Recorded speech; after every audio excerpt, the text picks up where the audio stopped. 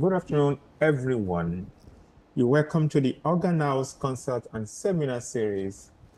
We are always excited and happy to have you on this platform. So, again, my name is Oladele Ayorinde. I am so excited and happy to welcome you to today's seminar. Today's seminar is quite inside. It's going to be interesting for many reasons, or I can say for the obvious reason that our presenter for today is uh, an important phenomenon, which I would definitely introduce him or ask him to introduce himself shortly, of course, as our practice is on this platform. But before that, I know we have many people who are joining us for the first time. So for those joining us for the first time, this is the Organ House Concert and Seminar Series. The Organ House Seminar Series is a space of intellectual engagement, music experiment, music performance, and form diverse ways, or form of engaging music. And by that, I mean experimentation in form of artistic exploration, composition, creative, research, documentation, and music education as well. So, and this is what we do on this platform.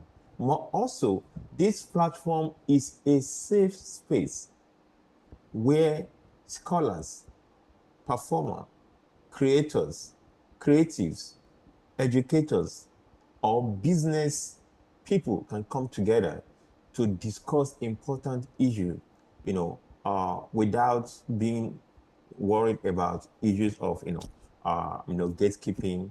It is free space, for that matter, as it allows people to share, you know, on uncensored ideas, hitting the nail on the head the way it is.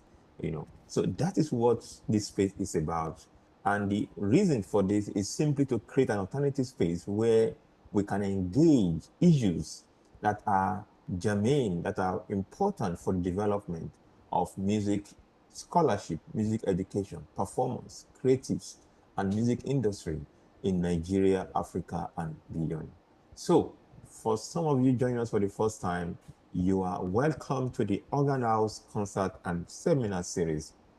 Also, towards the end, I am going to share with you some of our platforms where you can also link with us. You can follow us. You can, follow most of the works we've been doing for at least the last 2 years.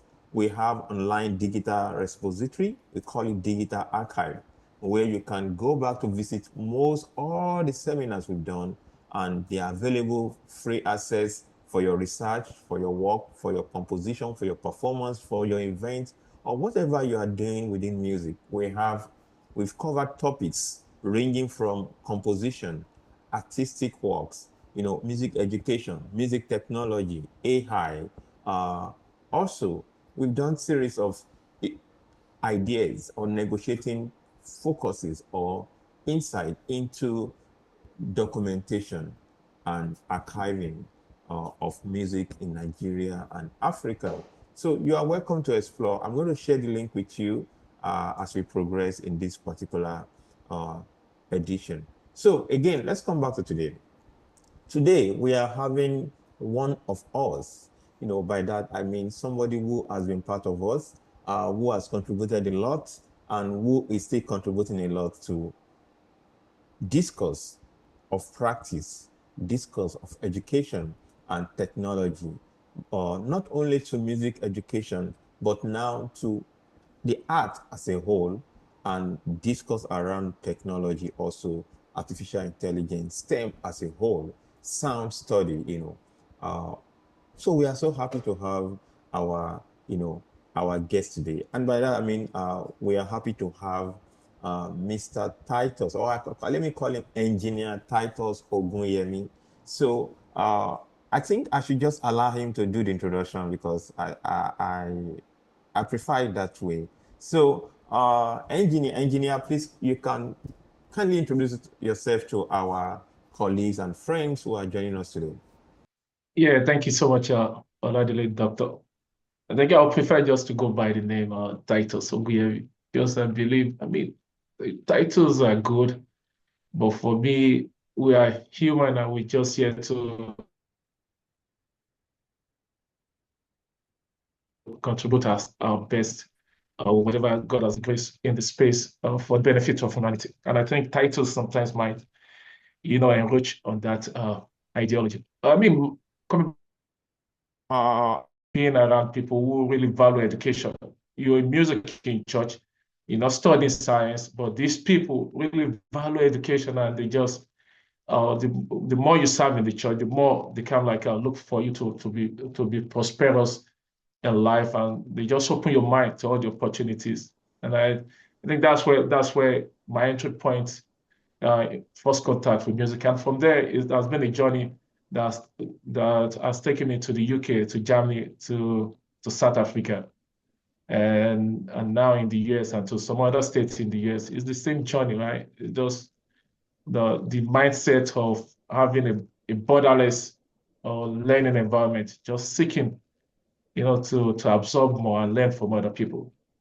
I think that's just would be my, and also, went to Muson on scholarship, which is a very fantastic program by Muson Musical Society of Nigeria. And the telecommunication company called MTN is a fantastic opportunity for people to have, entry point into music formally. And I took that to, package that and just take it to the next adventure, which kind of like led me to where I am. Went to school, came back to the US, and just went back, thought to myself, what's my childhood dream? And I said, I want to learn about engineering at some point in my life. So I went back to school, started electrical engineering. And when I'm about to finish, I said, I need more. I just had a computer science to it. And while doing that, while in America, I was volunteering with the orchestra, Texas Southern University, Peruvian A&M University. I played with the orchestra and some other groups around me, just to go back and give back and learn from other people. So I would say that in some, it just kind of be my a kind of introduction to my journey to this time. Wow, thank you so much. Well, I think that's quite it's quite insightful also. And also you've already taken us into some of the component of our conversation today. So let's dive into the process. I'm gonna ask you a few questions. It's more like a conversation, so people can also follow us. And when we are done with that, we invite people to engage.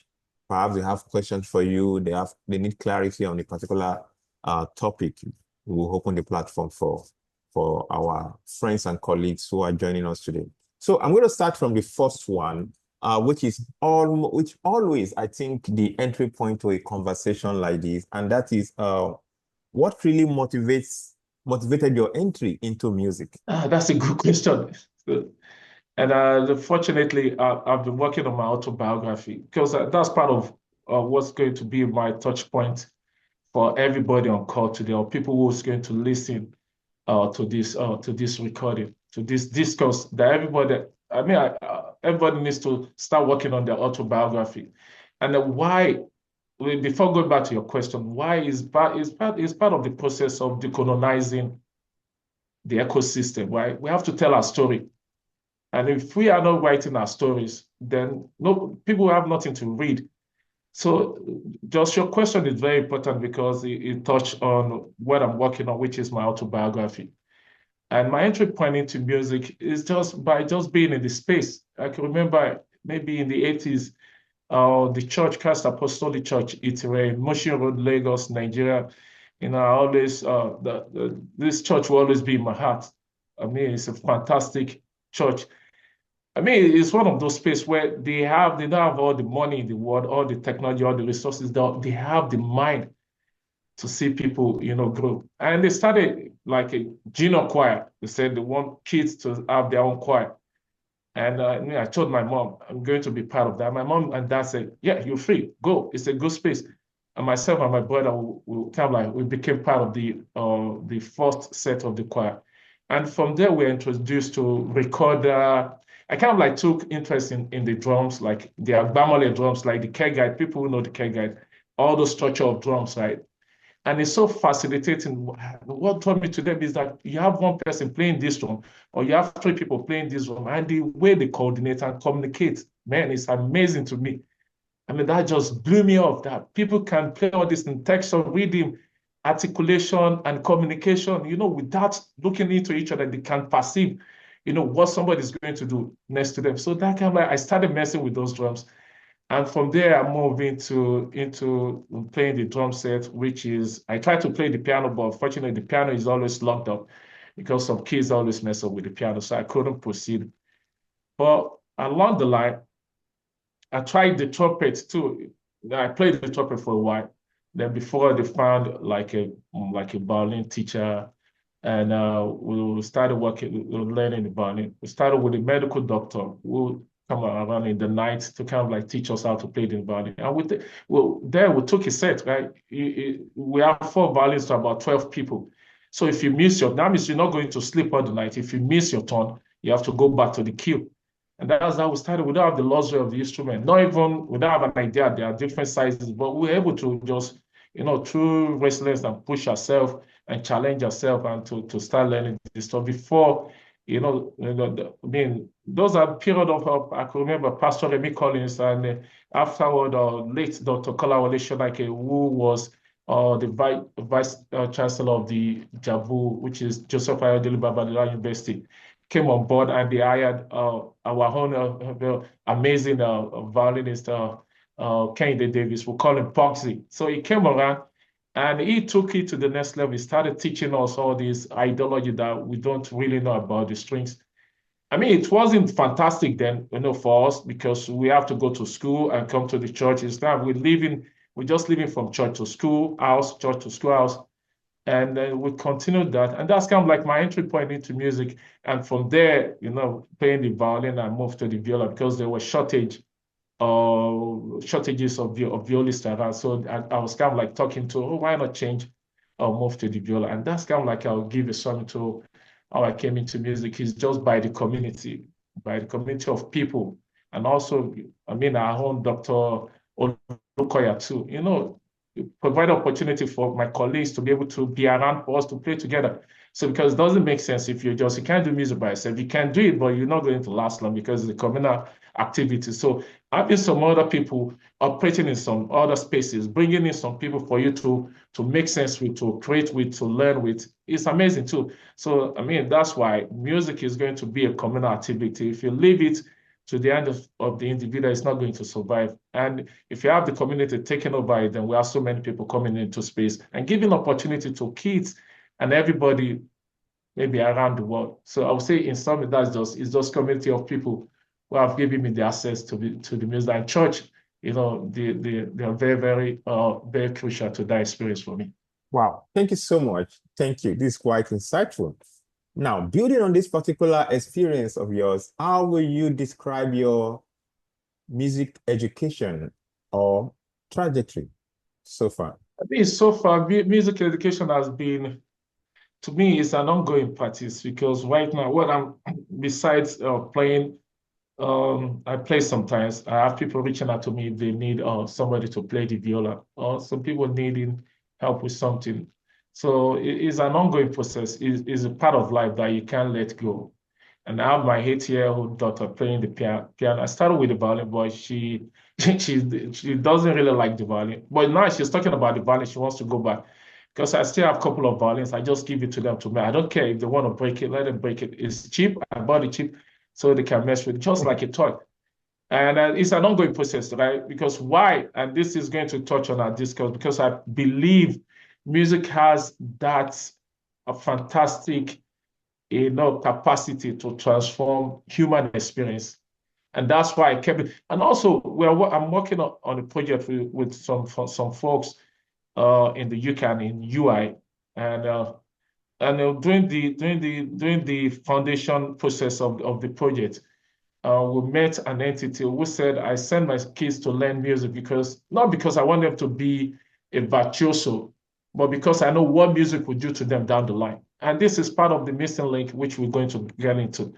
So going back to your question, it's has been part of my life. And what I'm doing most of the time now is just writing for string quartet because I felt there's a gap in that space in our community. So I just took it upon myself, started writing all kind of music, especially indigenous music for string quartet, so that we can keep going in that space and have, because it's very essential. If you don't have the strings, you can't have the orchestra, and string playing is amazing too. So that's kind of the my what I'm doing in the past, and what I'm doing right now is just keep engaging with music, and maybe scientifically, maybe technically, maybe sound wise, audio wise, just keep it going. And that's been that because I believe music is part of life. Wow, thank you. Now, I want to be specific now and point to some areas that might help us. When I asked about your trajectory, I was actually, I have something in mind, which, of course, many of our colleagues might also know. Of course, I remember clearly also, I remember you and those generation of CSE choir, some of you were the picture many people are for that orchestra, and that orchestra was so powerful and very influential at the time. And also, I noticed you went to Moson. Of course, I'm a proud alumni of Moson. Kudos to all the alumni here. Shout out to you. So the point is, from being a performer, an established performer for that matter, you went into sound. What really happened at that moment? Into sound school, studying audio engineering. What happened at that moment? Yeah, I think what we done at Moson, right? What we done at Moson, I was thinking, what is next? And I can remember when I was young, about maybe before 10 years old, I was telling myself I'm going to be a concert violinist, right? I started having that dream. But looking at the condition around at that time, I felt this might not be realistic. Although I was kind of like, because I have pen pals then, pen is then there was people used to write to people in abroad and all the stuff. So I have pen pals. I was reaching out to them, and I discovered this kind of takes so much money, and I'm not seeing any, support. So I said, okay, maybe we'll think about something else down the line. So after Muson, I felt, I was playing in a string quartet. And we're doing fantastically well on the Golden String Quartet. Shout out to all my colleagues, David Ajala, Tolulopo Mogbeyin, Oluwaloseun, Oluwaseun Oluwaloju. So the amazing people, were playing that, and I felt, what is left? Well, after this, what do you have to do? The space, there is no more space where you can do all these things. You can memorize all this concerto, but where are you going to play it? Muson is doing a lot, but Muson just needs more support from the community, which is not far come. So I said to myself, I'm just gonna, maybe I should go to have been exposed to the strings, because I always believe that my drive actually is that when I see something very challenging, I always talk to myself, I can do this thing.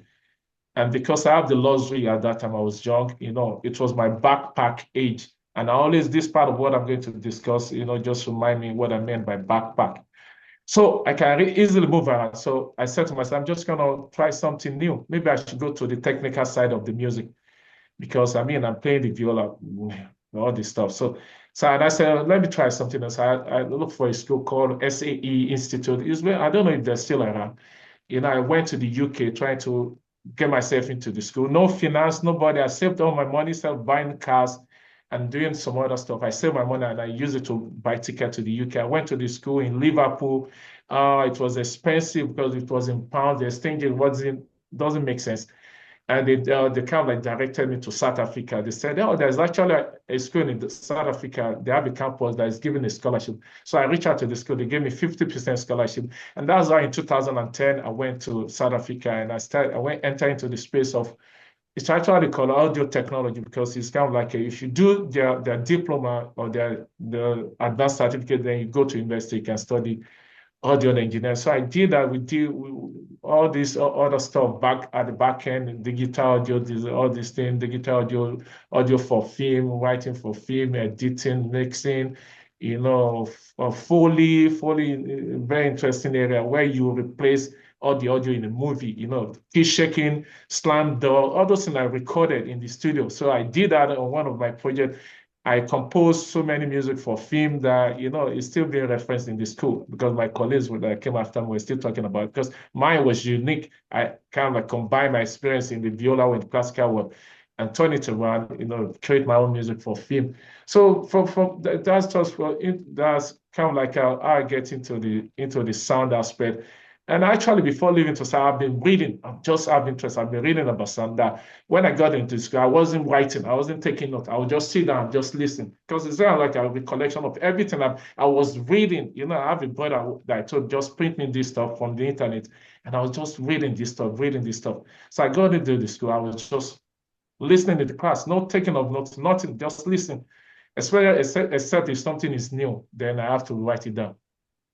And that's how I get into that side. And when I came into the US, I was using that to actually that's part of what got me my job in the US and got me to stay because I have that skill. I can blend music with Yoruba language and with the technical side to help with computer projector sound and graphic design, all these things. Because I mean, it's the same thing. You have to make yourself like a US Marine, being able to touch adjacent side of life. So to answer your question, that's how I get myself into the technical side that I have to do with the audio. Wow.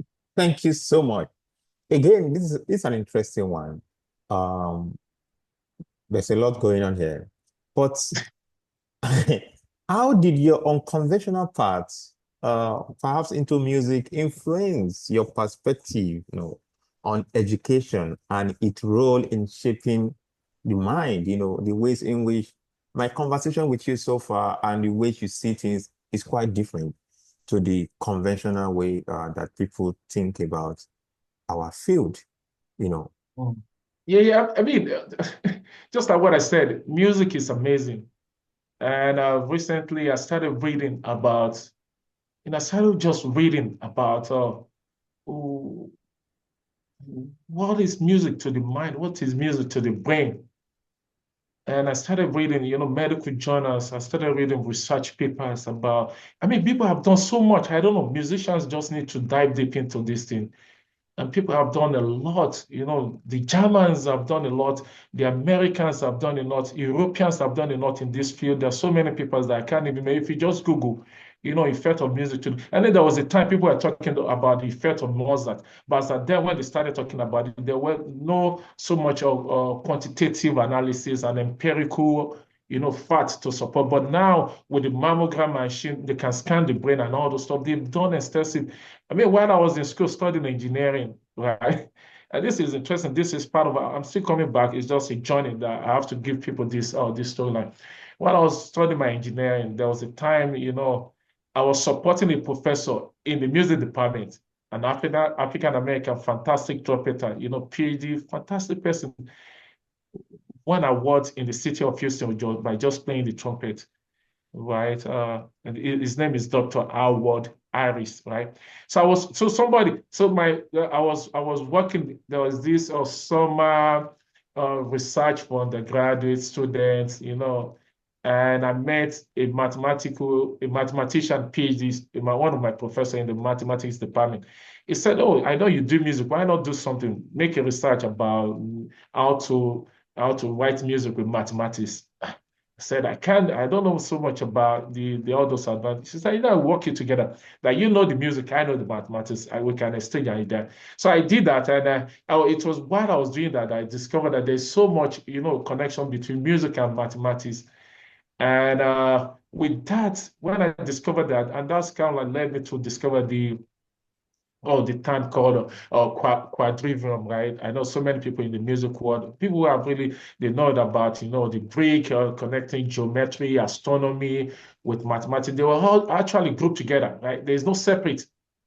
From the beginning, there was no separate between music and science. It is now for convenience, but people kind of put boundaries in this. So I was doing that research, and that research kind of like led the professor after doing it.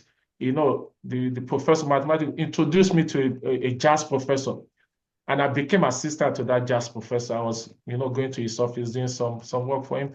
But in all those space, I started seeing actually knowledge is connected and music is connected to science.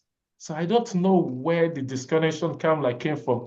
And from there, I just took the interest. I started reading that. I started seeing the links. Actually, really, the more you do music, the more your brain become the plasticity of your brain, kind of like improve the cognitive and all the stuff.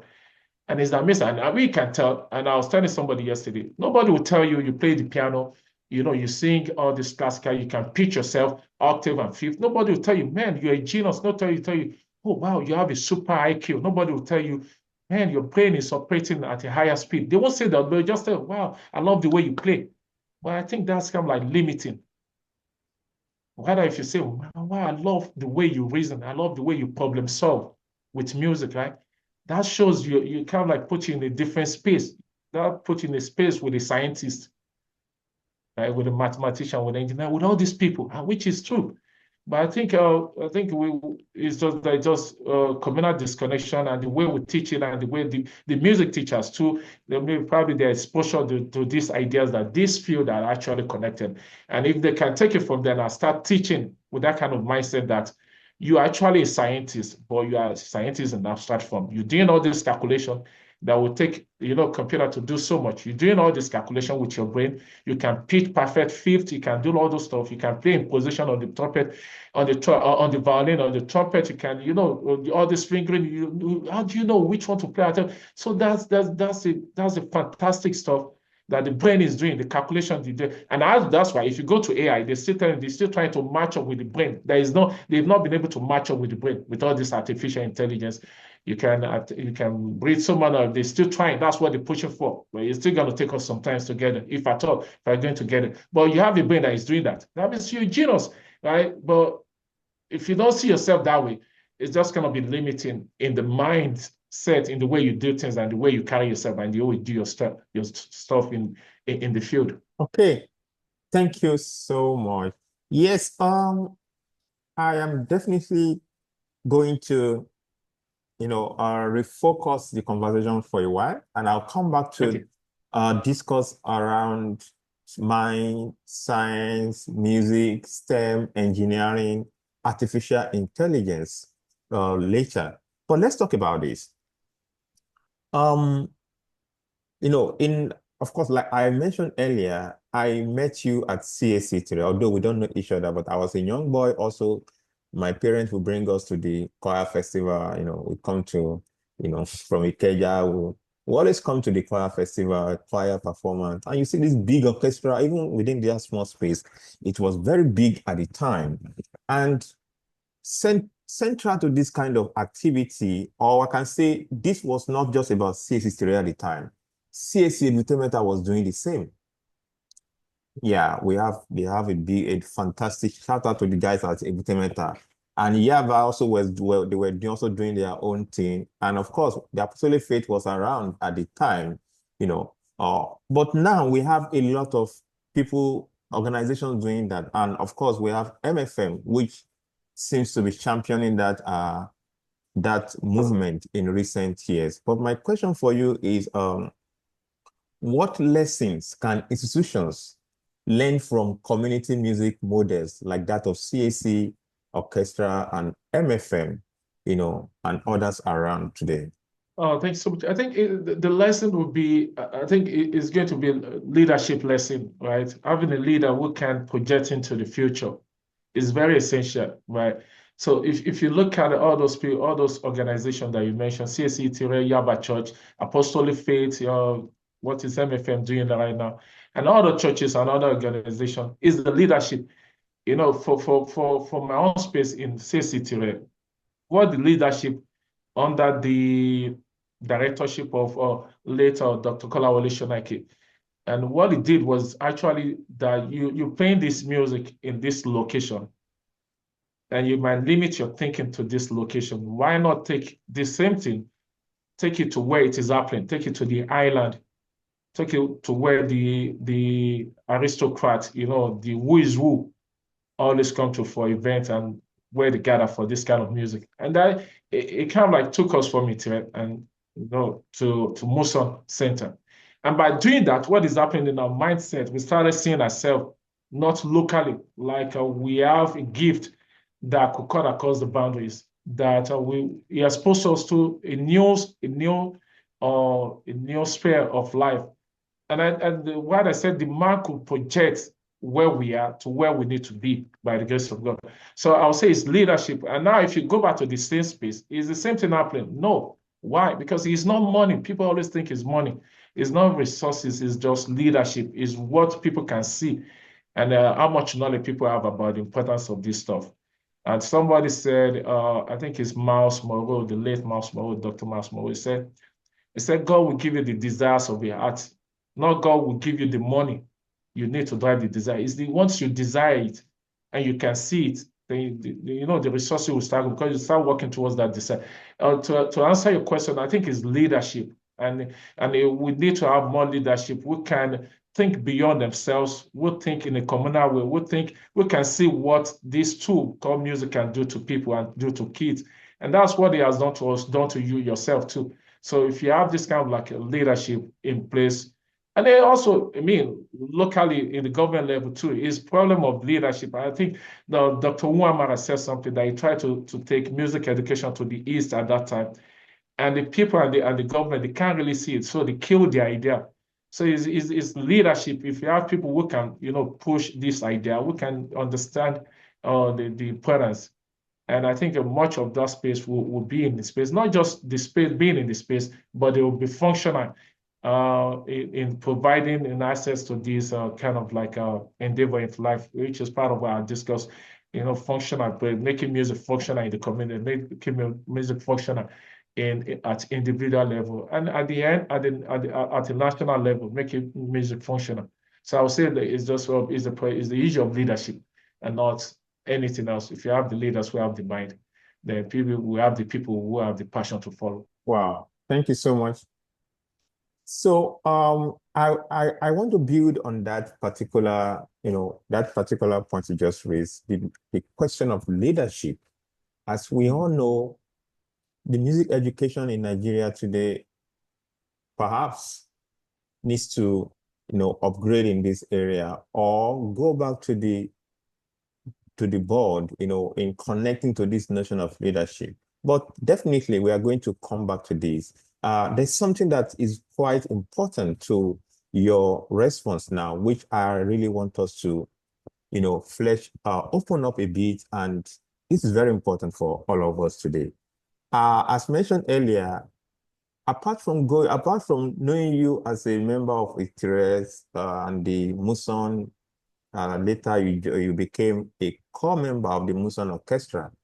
Then you were also part of those who would have been the National Orchestra of Nigeria. What happened? You were part of that journey. You were part of it. Yeah, thanks so much for bringing that up, Oladele. I think the National Orchestra is a part of greed and selfishness and inability. I think I'll call it, I don't want to use this word, is lack of seeing the future, is lack of seeing how community can sustain a movement.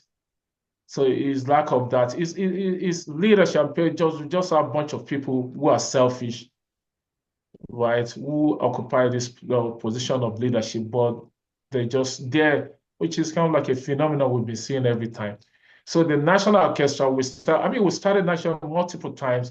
Somebody will go to Abuja, the Federal Capital Territory, and the negotiation will always be for self. People are not negotiating for the future. They're not negotiating for decades. They're not negotiating for 50 years. People are negotiating for now and negotiating for now for self. And that's kind of like that's a bombshell. You're negotiating for now and you're negotiating for self in that space. Where you have people negotiating for 20 years, people negotiating for a century. So I think there's nothing we can call it except we just want to beat around the bush. It's just selfishness that people can't put themselves in a position that I'm the voice of the one calling in the wilderness. So everybody wants to be the Christ. Nobody wants to be the John the Baptist. And if you don't want to be the John the Baptist, how will people know that Christ is coming? So I think Okay, that's the can I problem we have. interrupt you a bit, sir? Can I interrupt you a Okay. bit? Yeah, this is Yeah. very important, not only for us today, but for the generations now. You know, like I'm telling you, I know little about the story of the National Orchestra because of my research status. Mm, I wouldn't have known anything about the story of National Orchestra. And mm, I'm bringing this today. We're talking about it, not because of this interview, but mhm, for the purpose of the current generation. We need to know mm, about this story. Now, mm. I don't mind. Can we just get into it a bit? Then we can always get out for a while. So what I mean is this, Yeah. there was a time when the orchestra started, I got the story that some people the government paid money, they went to America to do survey and they came back for themselves and they started working with people like you. And it got to a point where uh, there was a kind of communication and they felt you guys were arrogant. They went to Ghana to recruit orchestra members to Nigeria, and that didn't work out, unfortunately. And the dream, everything just went. What really happened? I mean, for the side of recruitment of orchestra in Ghana, I mean, maybe this is new to me, but what really happened is there's always disconnection about how the musicians should be treated. The musicians will always, you can't be getting all these funds. You're telling people to come and be part of something. You're not discussing about their welfare. And the musicians are not. They're happy. We are always happy to play. But I mean, we can't be playing without taking care of ourselves too. It takes a lot to, to perfect your skills and to provide necessary, resources to do what you need to do. So I think that's kind of like the disconnection is just that uh, some people just doesn't want to see it that way. That they felt the musician, and which is kind of like is a continuous, I don't know if it has changed.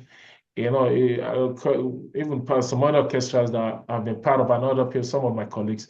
I mean, it's the same. It's the kind of like a disconnection that the people who are part of the orchestra, you're talking about orchestra, you're not talking about the welfare and so more just the basic things they need to survive and to be able to perform what they need to do. But you're talking all this stuff, and you have some other people sit on the phone, and they're not using this fund for what it's meant for. They maybe embezzlement and all those diverting the Sorry. The fund question. to somewhere else. Sorry to interrupt you. Was it true that our leaders went to Ghana to recruit guys to play let me say as a cover because the local guys weren't responding, weren't cooperating into that politics, and they felt you guys are arrogant, and they went to Ghana to bring orchestra and to come and package them in Nigeria as members of Nigerian National Orchestra. Was that a true story? Yeah, I'll be frank. I'm not aware of that part of the story. So I'll be frank. Maybe I have to you know, research into that. But as at the time I was part of the project, I didn't see anything like that. It was just, some of my colleagues and some other people who are part of it. And I think it didn't materialize in my own time. Maybe afterward, when I left, I can't really tell when I left Nigeria. But as at the time I was part of it, I mean, we just practiced and the project didn't go anywhere. Maybe something has happened at the back end, which I'm not aware. Maybe some other people will be able to bring forward this information. But to me So personally, the I'm not challenge aware about the that they went National again. Orchestra then, was it from the leaders, from the orchestra point, or the government? I mean, it wasn't from the government. It was from the people, right, from the leadership, and that's how this chain of command of inconsistency always come up in space. If somebody is releasing fund for something to be done, and you discover these people who are presiding over it are not coming for, then the government will not be serious too. So it's kind of like handshake. So the and it doesn't take time for information to pass around. Maybe some of the orchestra people have access to the government, they report the issue, but it's just a disconnection from what I know from the leadership to the orchestra. There's no proper management of the whole project. from that perspective. And I think that because if you are giving all the fund and you're not appealing to the musicians, then there's no orchestra because an individual can't be an orchestra. So from what I know, it's just that's what it's not from the government, it's just from the leadership from the orchestra. Hmm. Thank you so much for this. Okay, let's go back to our discourse. This is also important, of course, but let's go back into that areas of music, mind, science, sound. So many believe music and science belong to separate world. Of course, you've explained this earlier. How do you see them working together now, particularly in the Nigerian context, and especially through your own take or lens of what do you call it? Quadrivium. Or Quadrivium. quadrivium.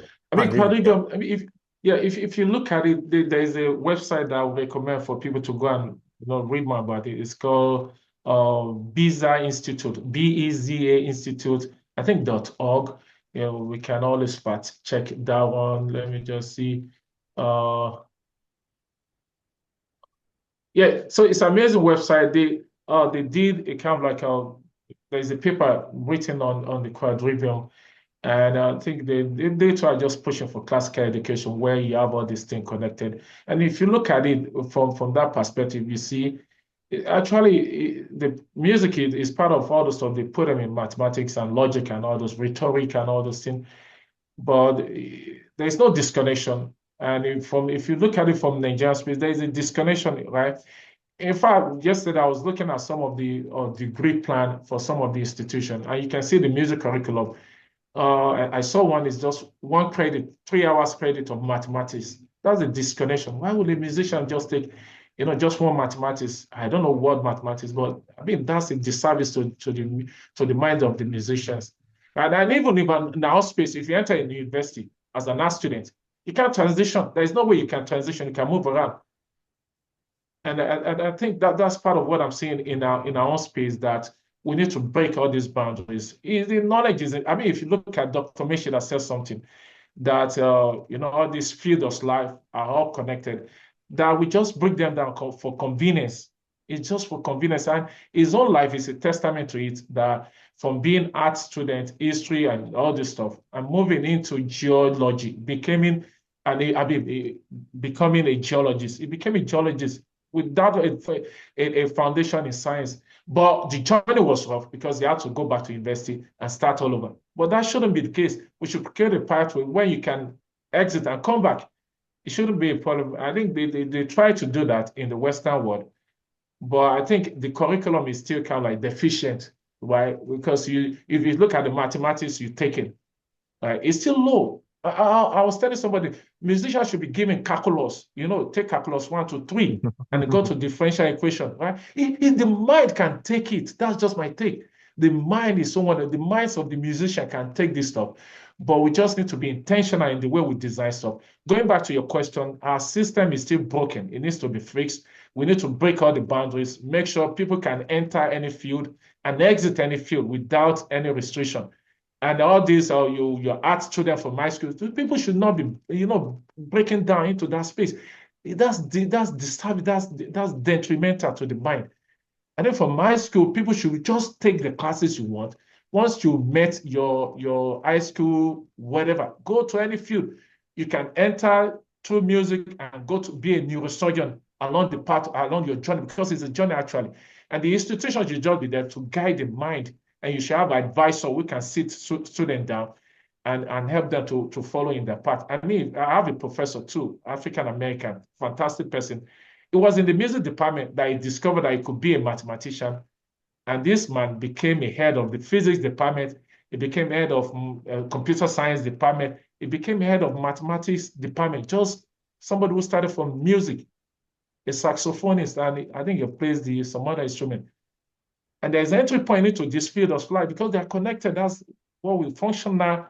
The functional role of music in the society should be to connect knowledge, not to put a boundary. And our music department needs to be researched, and we need to look into how to break all those barriers and allow the mind of the musicians to be an embodiment of solution and innovation that the world needs at this time. Wow, thank you so much. I think then the next one is actually part of what you just mentioned, breaking the rules. Now, you mentioned breaking rules with purpose, of course. How do we then teach young musicians or young people generally the value of both tradition and innovation, particularly in the Nigerian context today? Oh, thanks so much. Thanks for bringing up. I think it was Debussy, right? Was Debussy who said, to survive music, learn the rules, but to create music, break the rules. And I think Dr. Luca is one of those people who are breaking the rules in this space. Providing a space like this for us to have this discourse is part of breaking the rules. And I think to go back to your question, I think it starts with the teachers, people who engage in music education, and then the way we communicate while we're teaching students or interaction with music is very important, the way I see it. And if we are not pointing to our students that actually they're smart, they have good IQ, they have problem solving skills. Oh wow, you have a very strong cognitive, capacity. Oh, wow, you have a very, fascinating mind the way you play this music. And I think this thing is connected to mathematics. The circle of fifth. There's something in mathematics called there's a theorem called De Moivre, I think MOIRV or something like that. And you can use that to generate the circle of fifth mathematically, which I've kind of like messed with. So if you look at this thing and tell the musician, it's from the teachers. And I think the teachers, the way to break the rules, the teachers too needs to be exposed not just to music. We need teachers who are exposed to computer science, exposed to programming, exposed to biology, exposed to not just exposed to it, learn about. We need teachers who know about brain and learn how the brain function and all those stuff. If the teachers have a rounded information, then to impart and tell a story through music that will relate to other fields will be much more easier. And I think to answer your question, the short answer is just we have to look into how we're training our teachers in that space. And if our teachers are trained in a way that they can connect music to other fields, then they'll be able to impart the same thing to the student. And that will take us back to the same thing. We have to redesign the curriculum of the music educators in our institution of learning so that there will be room for interdisciplinary projects, interdisciplinary studies, not just I know there is all this thing in humanity, ethnomusicologies, in all this thing. Yeah, we've done a lot. But in our space, we need to now bring it into STEM, science, technology, engineering, and mathematics.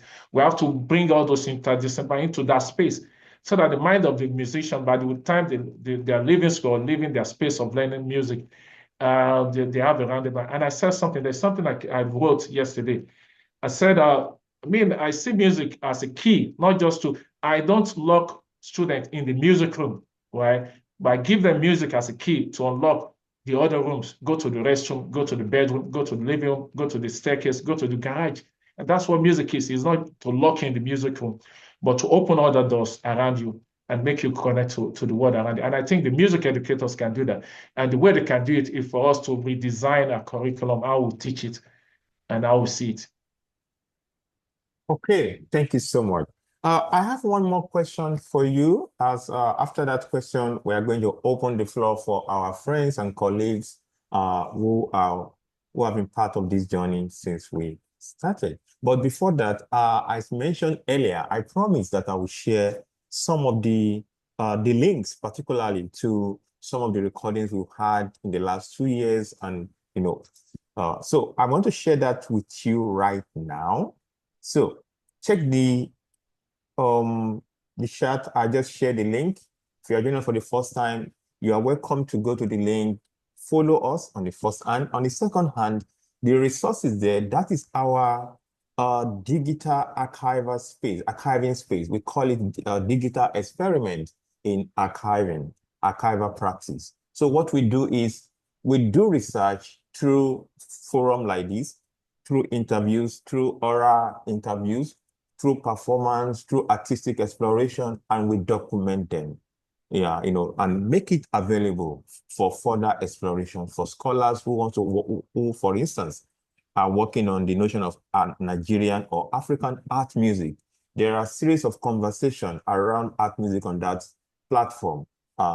issues around digital technology, music and AI, archival practice, music scholarship, music education, name it. We have packages across discipline, across focus and genres of discourse. So please follow us and also take advantage of that platform. It is open access, it's for everyone. We made it because of you, and we are happy that you're part of the journey. So the resources is for you, for your research, for your business, for whatever you are doing that has to do with music and Nigeria in particular, or Africa. That resources is for you, please. But follow us, of course, so we can do more and share to the world also. So thank you so much. So back to this conversation. My last question for you is,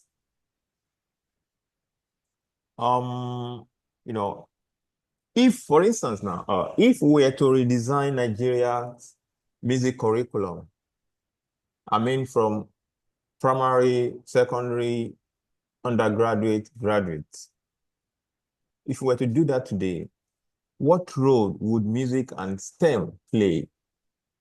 And how can we make that vision practical?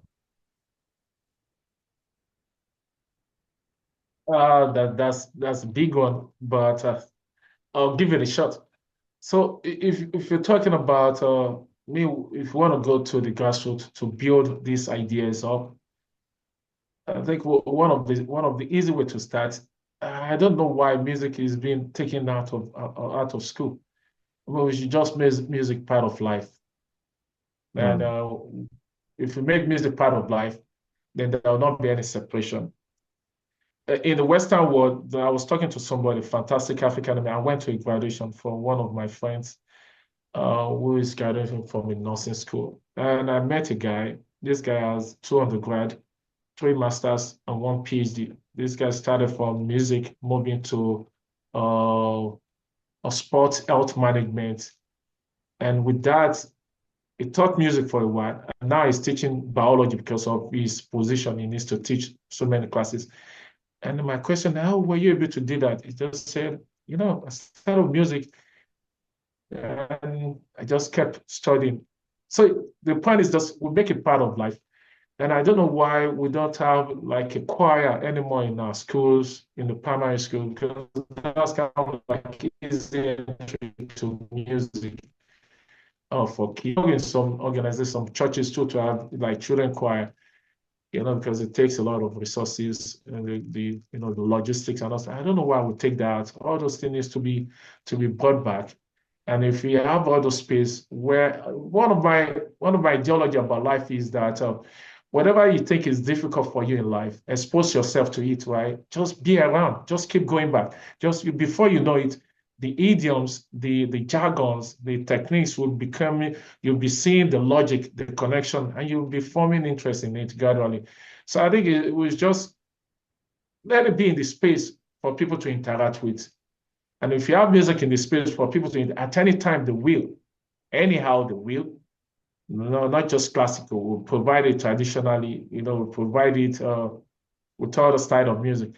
So let them have the space. And I think it's not nobody's asking too much because we have people who are willing to contribute. Like we have organizations do it. And now we're having people coming together, having this connection instead of having different silos. People are doing all kind of stuff. So we can actually, and also part of it, if you look at churches, I don't know why churches can't have a common orchestra that will do something together.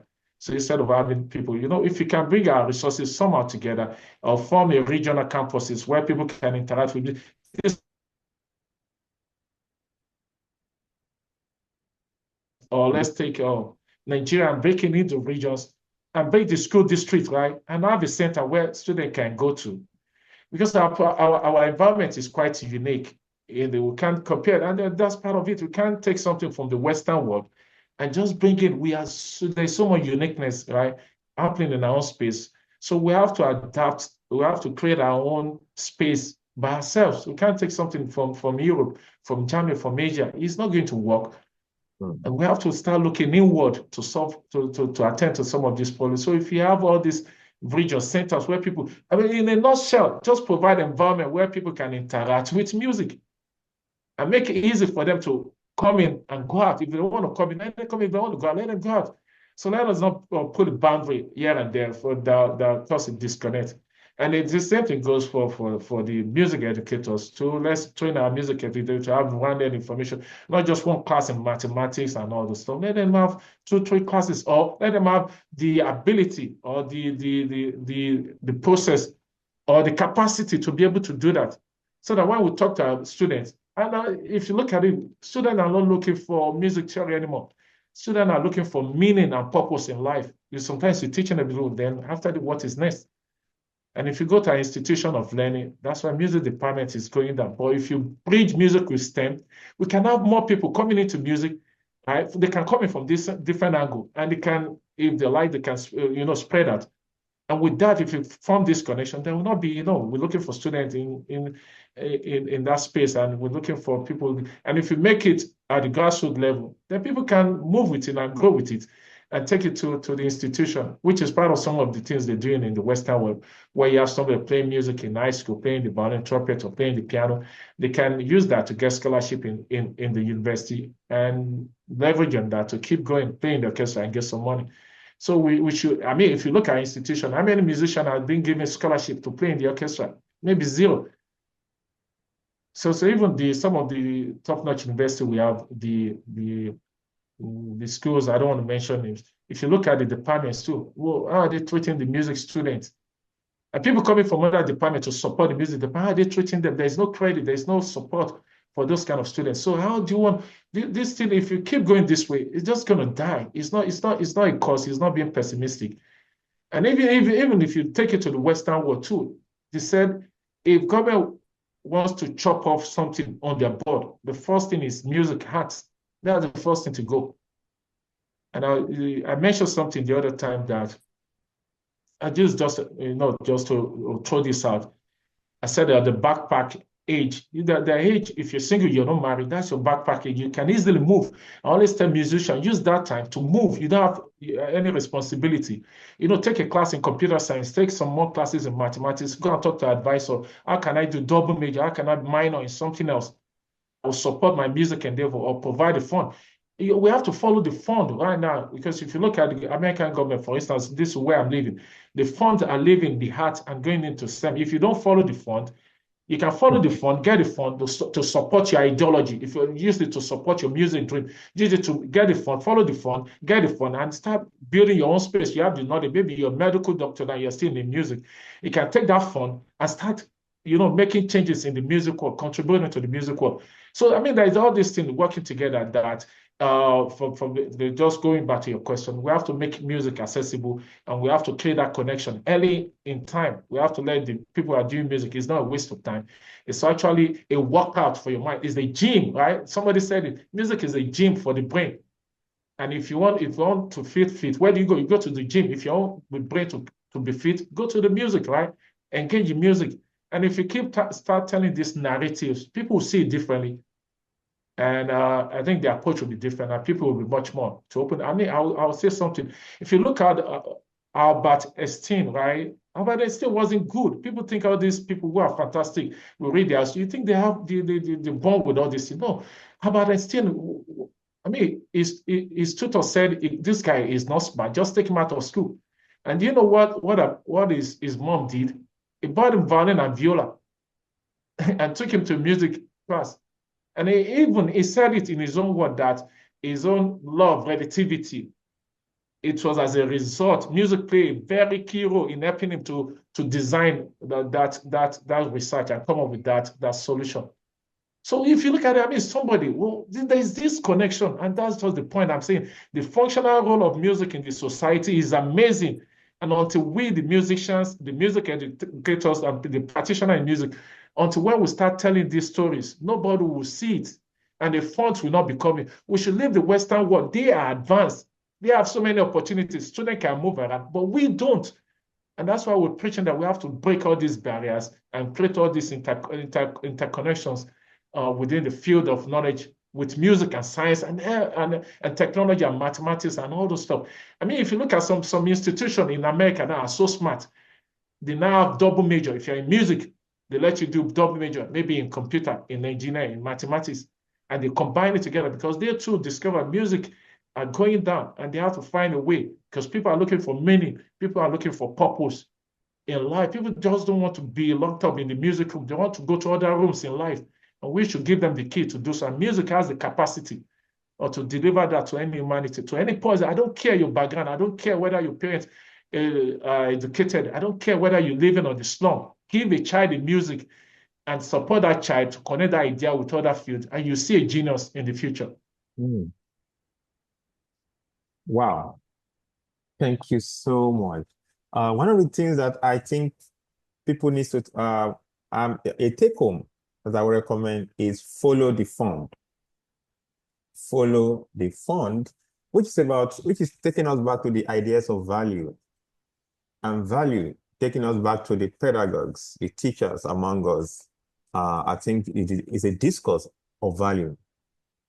How well are we negotiating value with the resources around us, the music teaching, the curriculum we are designing, the kind of performance we are curating? How much of value are we producing in curriculum design, syllabus, teaching, performance, and everything we do within the music context? This is very, very important for all of us today. Once again, you said I shouldn't call you engineer. Okay, Mr. Titus, thank you so much. It's been an interesting, of course, some of us we know you very well like this. And thanks so much for sharing this huge, how will I put it, multi-layered word of yours with us today. Of course, this might just be the introduction to this kind of conversation. We are definitely bringing you back. But for the moment now, I am happy to open the platform for our friends and colleagues who are joining us. Please raise your hand, unmute yourself, and ask your question. Thank you so much. I think we have Dr. Ilisomi. Yes. Yeah, Dr. Ilisomi. Let's have you. Alaba is just fine, please. Baba D, it's so Hey, brotherly. Baba D, it's so nice to hear you speak. Of course, I'm not a stranger to your line of thought. You're a brother. We've been on it together. So thank you so much for sharing this insight. I went back to the synopsis for today's talk, and something really caught my attention. I think it's the last sentence of the first paragraph, that you're advocating for a functional music training and education. And I from your talk, I have a sense of how you are approaching that particular word, functional. But I would like you to speak further on that functional music training in the sense of how today's society is changing, and also in the sense of relevance, in the sense of what Dr. Ayorinde also pointed out, in the sense of value.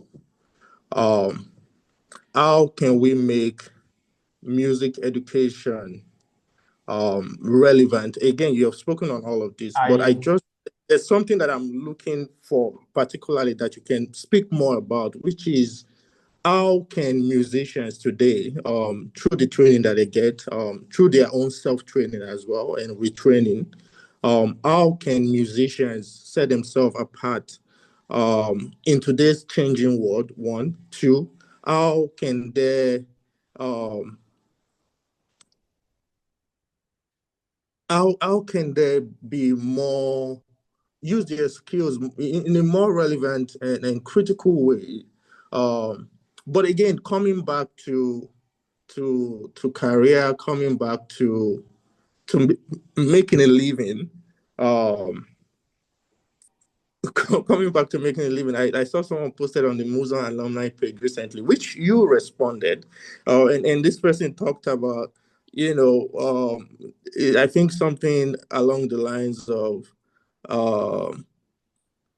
someone might not be able to hire 6 musicians because there's a computer who can create and multiply these different parts. So, and if that's part of what we're facing, the challenges we're facing as practicing musicians today, I wanted you to speak more on that functional music training and even retraining and self-training on how people can better position themselves in this changing climate, but also to have a career and livelihood out of what they're doing in these changing times. How can people better position themselves? And with what you're talking about, integrating STEM and music, how do you foresee a musician setting up themselves in such a way that they can pivot into IT, that they can pivot into other fields, and still remain relevant in music? How do you foresee this? I'm just keeping this very broad so you can speak broadly on that functional and relevance and value. Thank you. Oh, thanks so much. Yeah, it's always very interesting when professor asking question, and you have to prepare your mind and connect with the thought. I mean, I appreciate the question, and it's amazing what you just brought up now. And I think this week I was thinking about, another point is that we miss it when, for Motion Center, right? Let's go back to Musical Society of Nigeria, the institution. Let's start from there. I'm just going to use that as the starting point. We know that people are going to move to other countries, right? From that spot that you're moving, I think the mind of the people should be prepared to be open. People should be open-minded. And I said that because in Nigeria, it's still kind of like easy that sometimes you don't have to think about the bills. You have family members you can live with, you have friends you can live with. At that point, why you're doing that, how some people go to some other institution after. So when you go into all these things, why not go to the mathematics department and talk to them that what does it take to have a minor?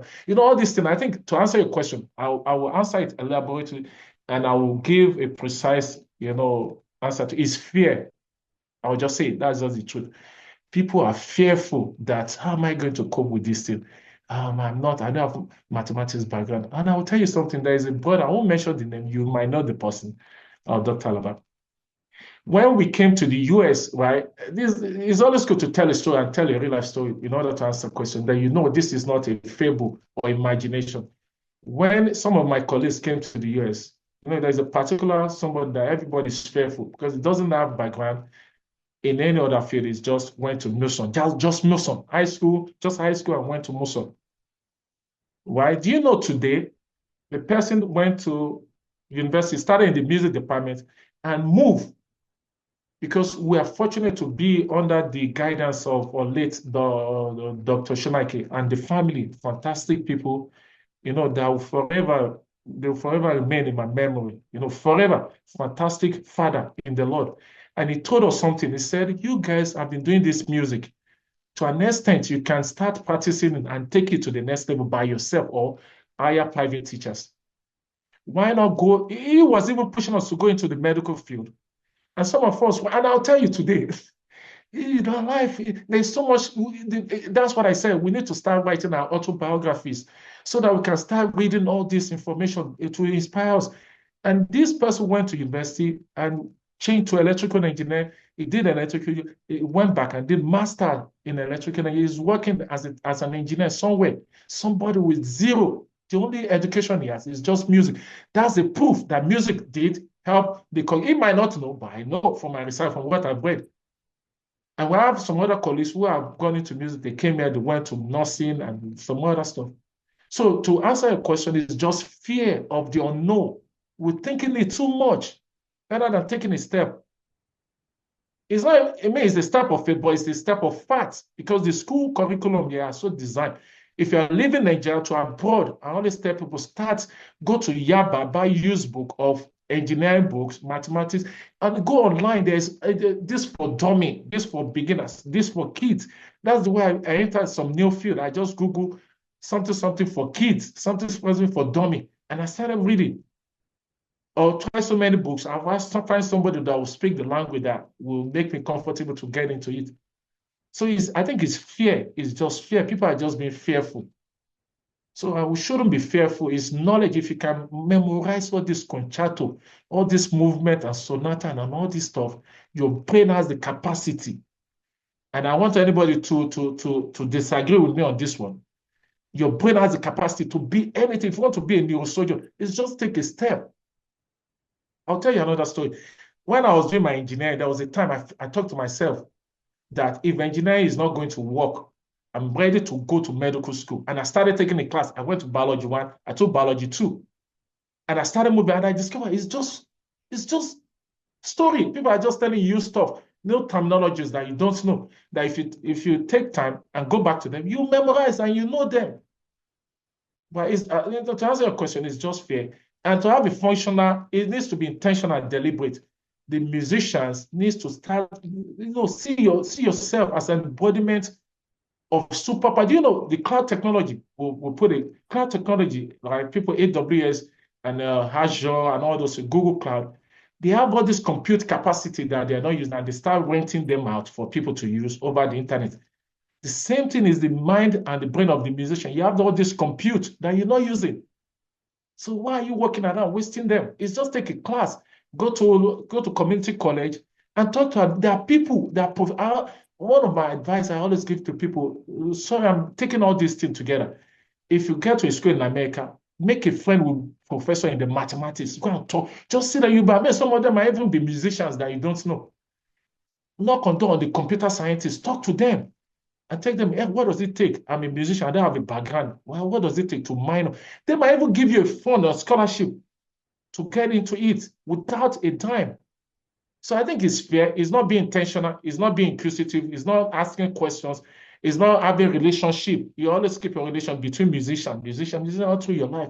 That's not going to help you. Talk to finance. We have our own, one of us too, who happens to be one of the best cellists in Nigeria. I mean, I don't want to mention him. Everybody will know. When he came into the States, he went to music school, and the teacher said, I don't know what I want to teach on the cello anymore. It's like and do you know what he did? He went into another space, finance, zero background in finance about money. And he started taking classes, and having mentor, connecting with people. And from there, he's now a financial advisor, handling so many millions of portfolios for people, musician, cellist.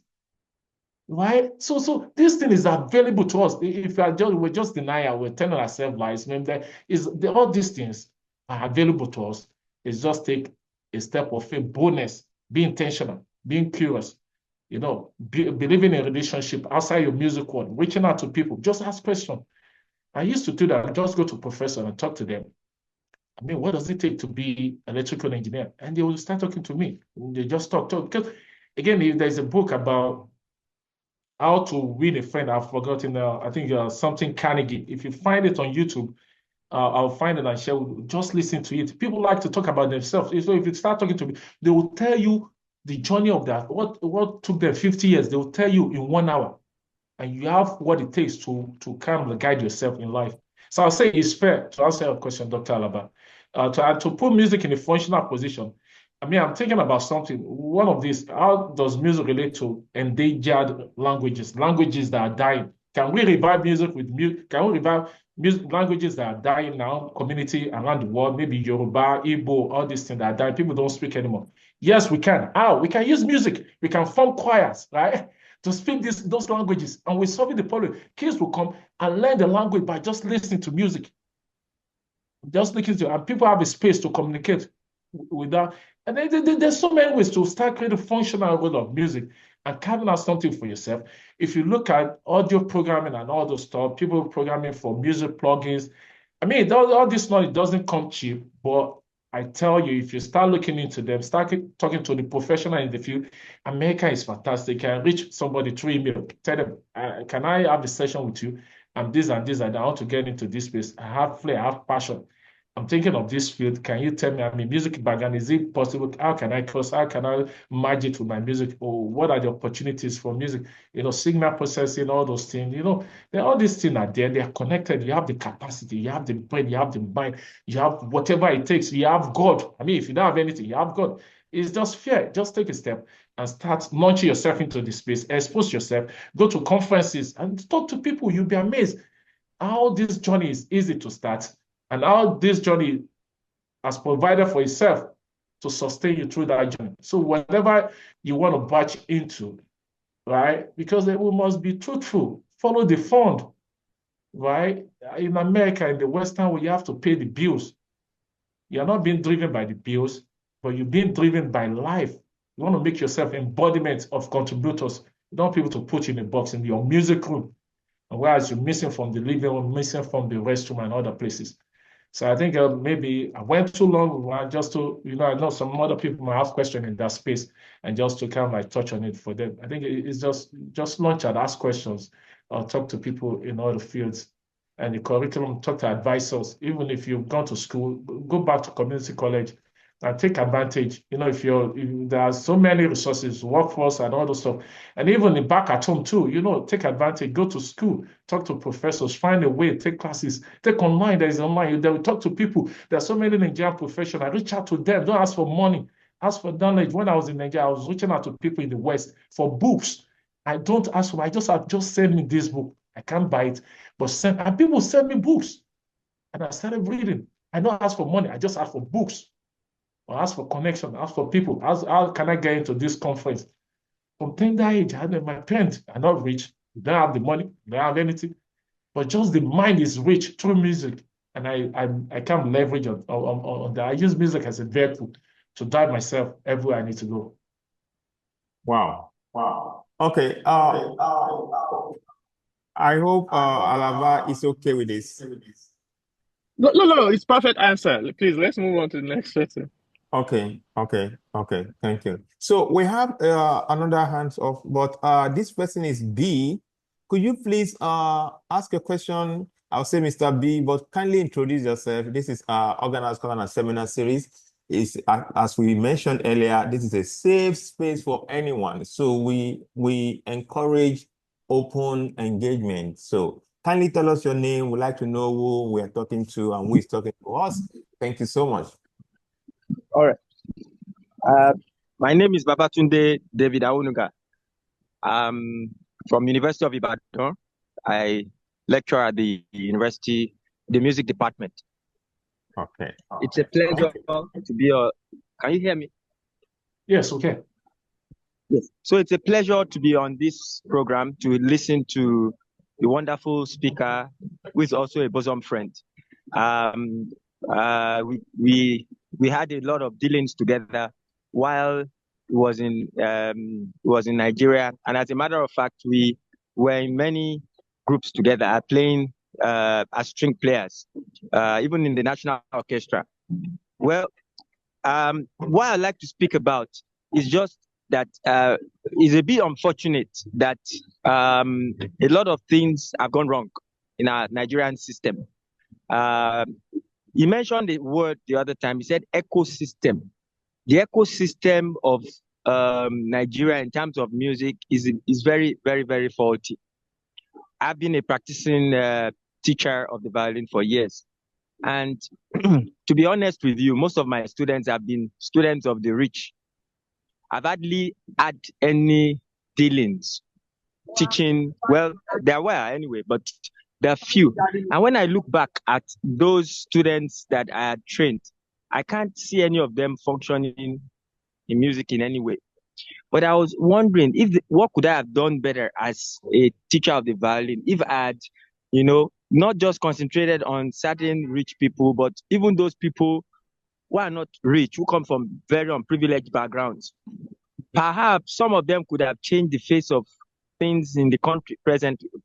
So a lot of things have affected our music, especially when we look at strings, orchestra, migration, to a point that it's becoming scary that in the next few years, one may, just find it very difficult to get quality violinists, a number of them who are still practicing and are in the country. So, but where I want to go is this. I learned a lot from this conversation.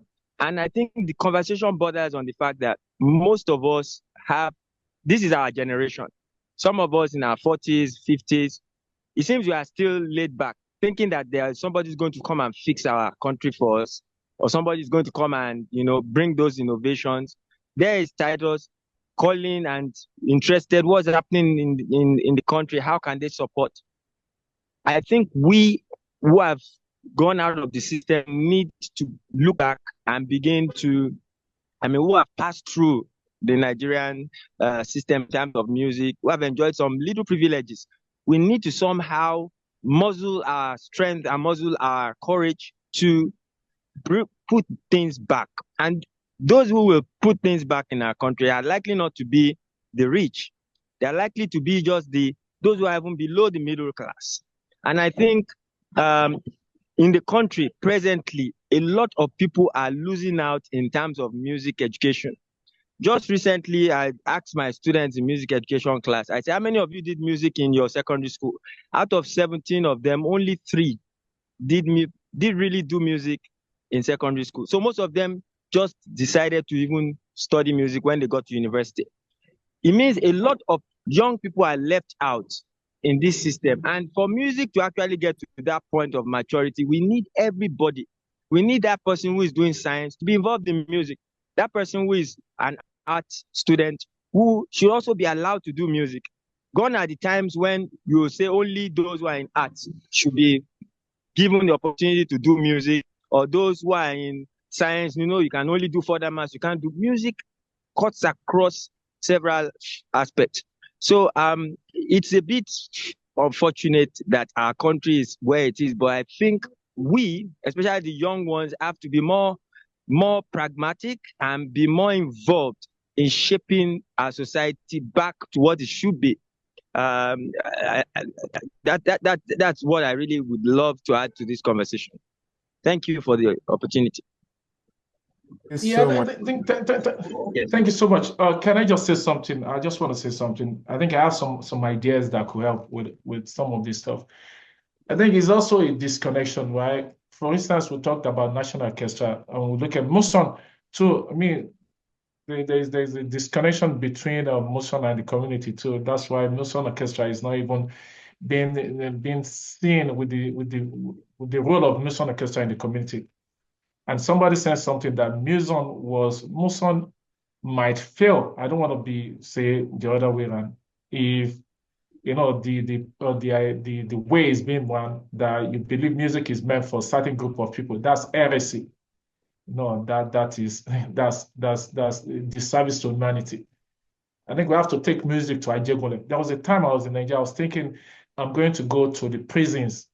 When I finish in South Africa, I'm just going to go to prisons and record prisoners and help them to release albums. And I believe they have this story to tell, and they can tell it better through music. I say, I'm just going to go to all prisons. I'll create a competition for prisoners. I'll find a way to work with the government. And that's part of functional way music can play. Or we can have prison choir.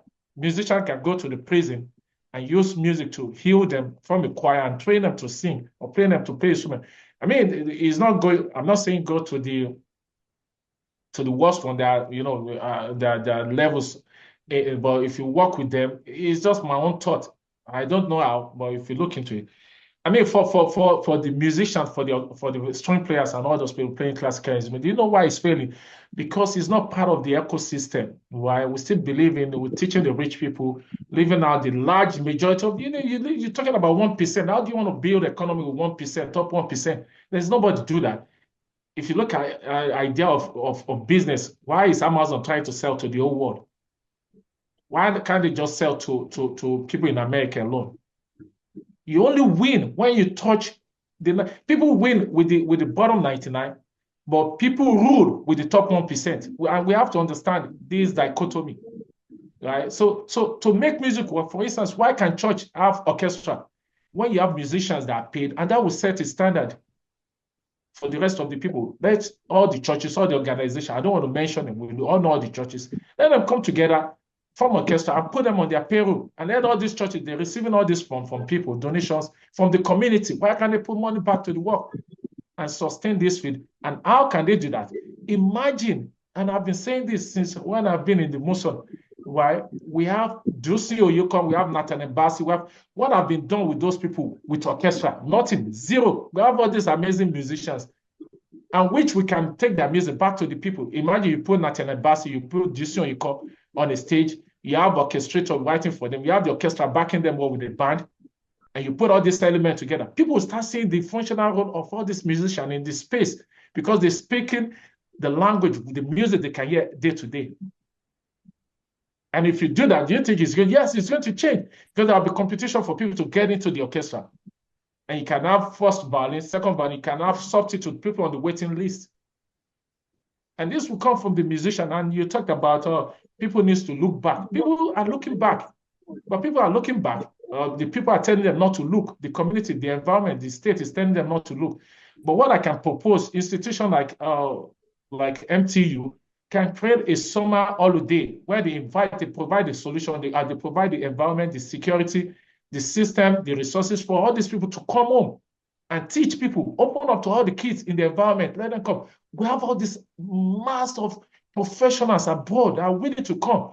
But how did they come? No. So we, people on the ground, I always tell them, I'm working with something in my church, and I always tell them, you on the ground, you come with ideas and present it to the people in diaspora, and let them work together with it. And we will see, we'll be able to create a fund. We don't wait for the government.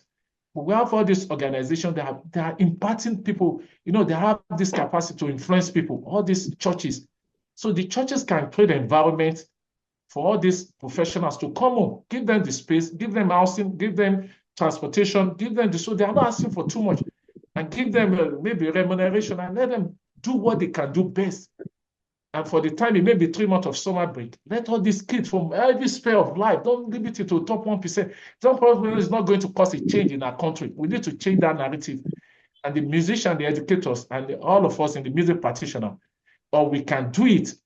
And I think one of the problems is we always build barriers. We too build barriers. Oh, it's my denomination, or this denomination is my geo, I'm on top, I'm in charge. We can't work together. And now we do want to change this. No, we can't. So we too have to use music to change our mindset. I mean, I was reading something, writing a paper. Music by itself is collaborative. How? Generation of music, how does it get to you? Vibration of the string goes to the belly of the violin. The sound processes the motion, the air in motion, it reaches out through the sound hole. The air brings it to your ear. The pinnae of your ear directs it to the inner the armor in your ear, resonating. Take the neurons, take it to the brain. You can see music is collaborative. Why do you break it down? Why can't we work together? Why do you have all these boundaries? People do all these mushrooms all around. It can't take us anywhere. And if you do that, we're going back to the colonial mentality where in Berlin in 1960, they divided Africa. So we are dividing our resources, we're dividing our effort. We can't go anywhere. It's that time we need to work together and start creating ecosystem. Right? Why can't we have musicians who start going into films? We're supposed to be playing the movies, the music in the movies, in our movies, right with the orchestra, build a space, a large studio where they can take orchestra, build a village ecosystem, a village where you have the audio, the musicians, the video, and all those designers, everything in a space. And the church can do this thing. The church has the fund. They should set the standard and start making that change, and everybody will follow. I mean, if you go back to history, church is at the forefront of, the Catholic Church is at the forefront of innovation and technology.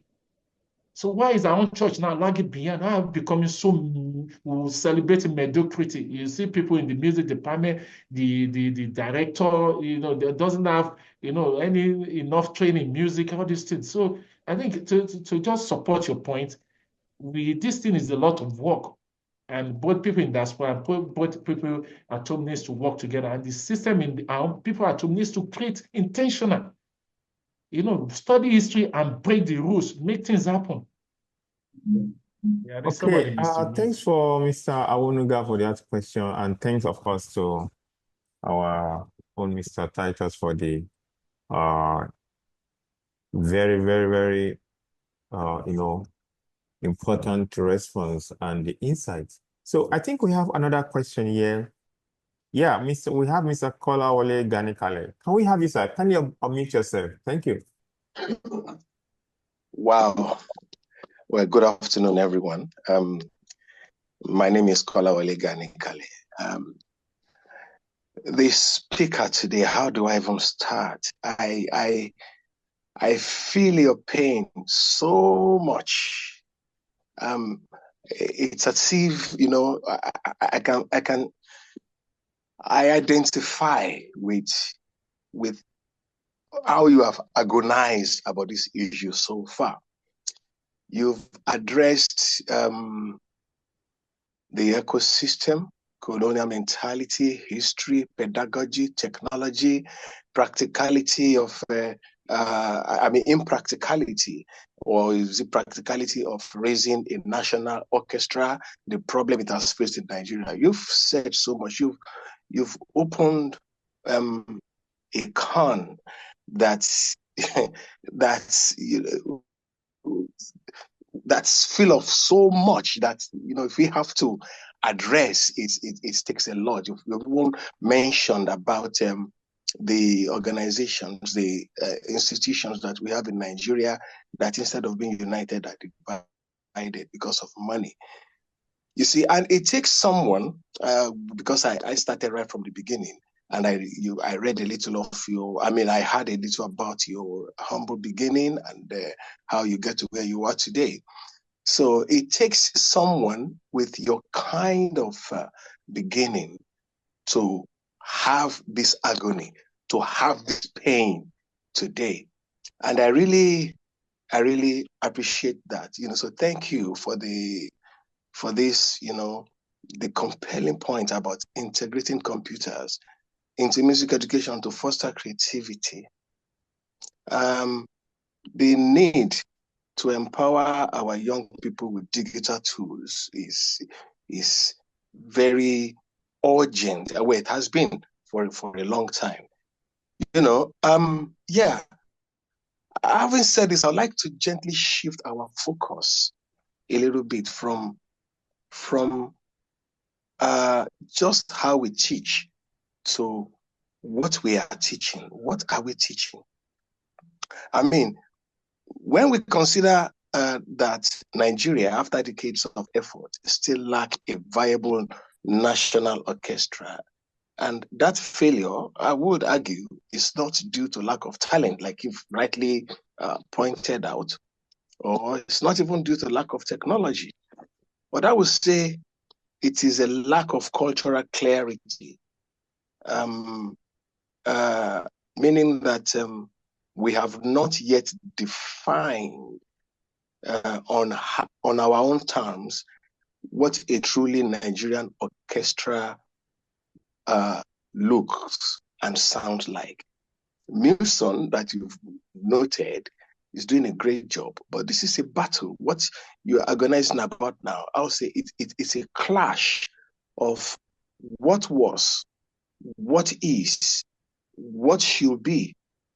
It's a clash of heritage, battle of heritage, and I mean, when we rush to integrate computer into music education, but continue to center non-African model, I mean, European orchestration and Western theory, imported notation system, you know, then we risk repeating the same pattern.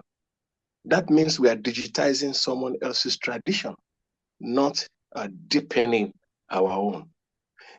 You see, I'm thinking a lot. You everything you've said, almost every point you raised, send me into a thinking tangent. You see, I think that true integration means asking, how can we use technology to amplify our heritage?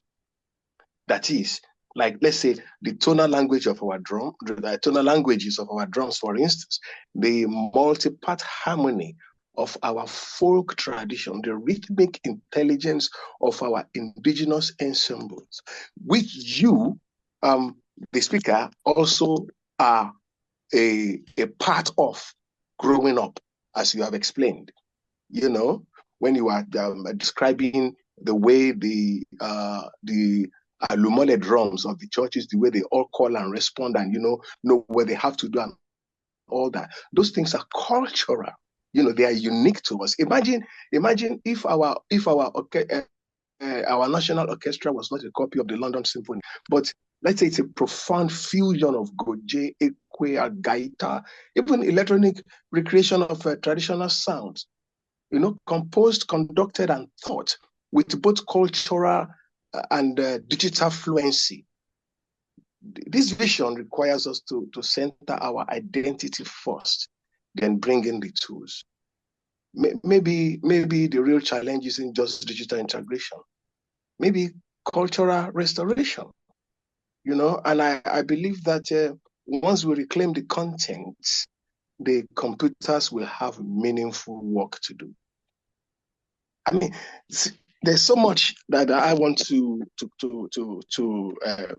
narrate here, but for want of time, I think I've said quite enough to get us to try to shift the focus a little.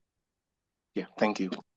Yeah, thank you so much, Kolawole. I think even the digitization, that's just a minute of what is available in the space, right? And I think in this discussion, what you just touched on, I was talking to somebody, and I'm a school of thought of collaboration. I'm a school of thought that we have to ease out this process. We can't just do it overnight.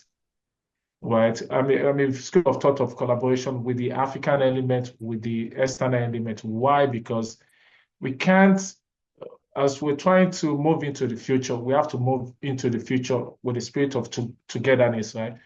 Because you might not remain in Nigeria forever. What about if you move abroad and all you know is just Agbamole? Well, for me, I'll preach integration that would do a collaboration and use Western element, because people go to school to study and have the same respect for somebody who's playing the gong, the talking drum.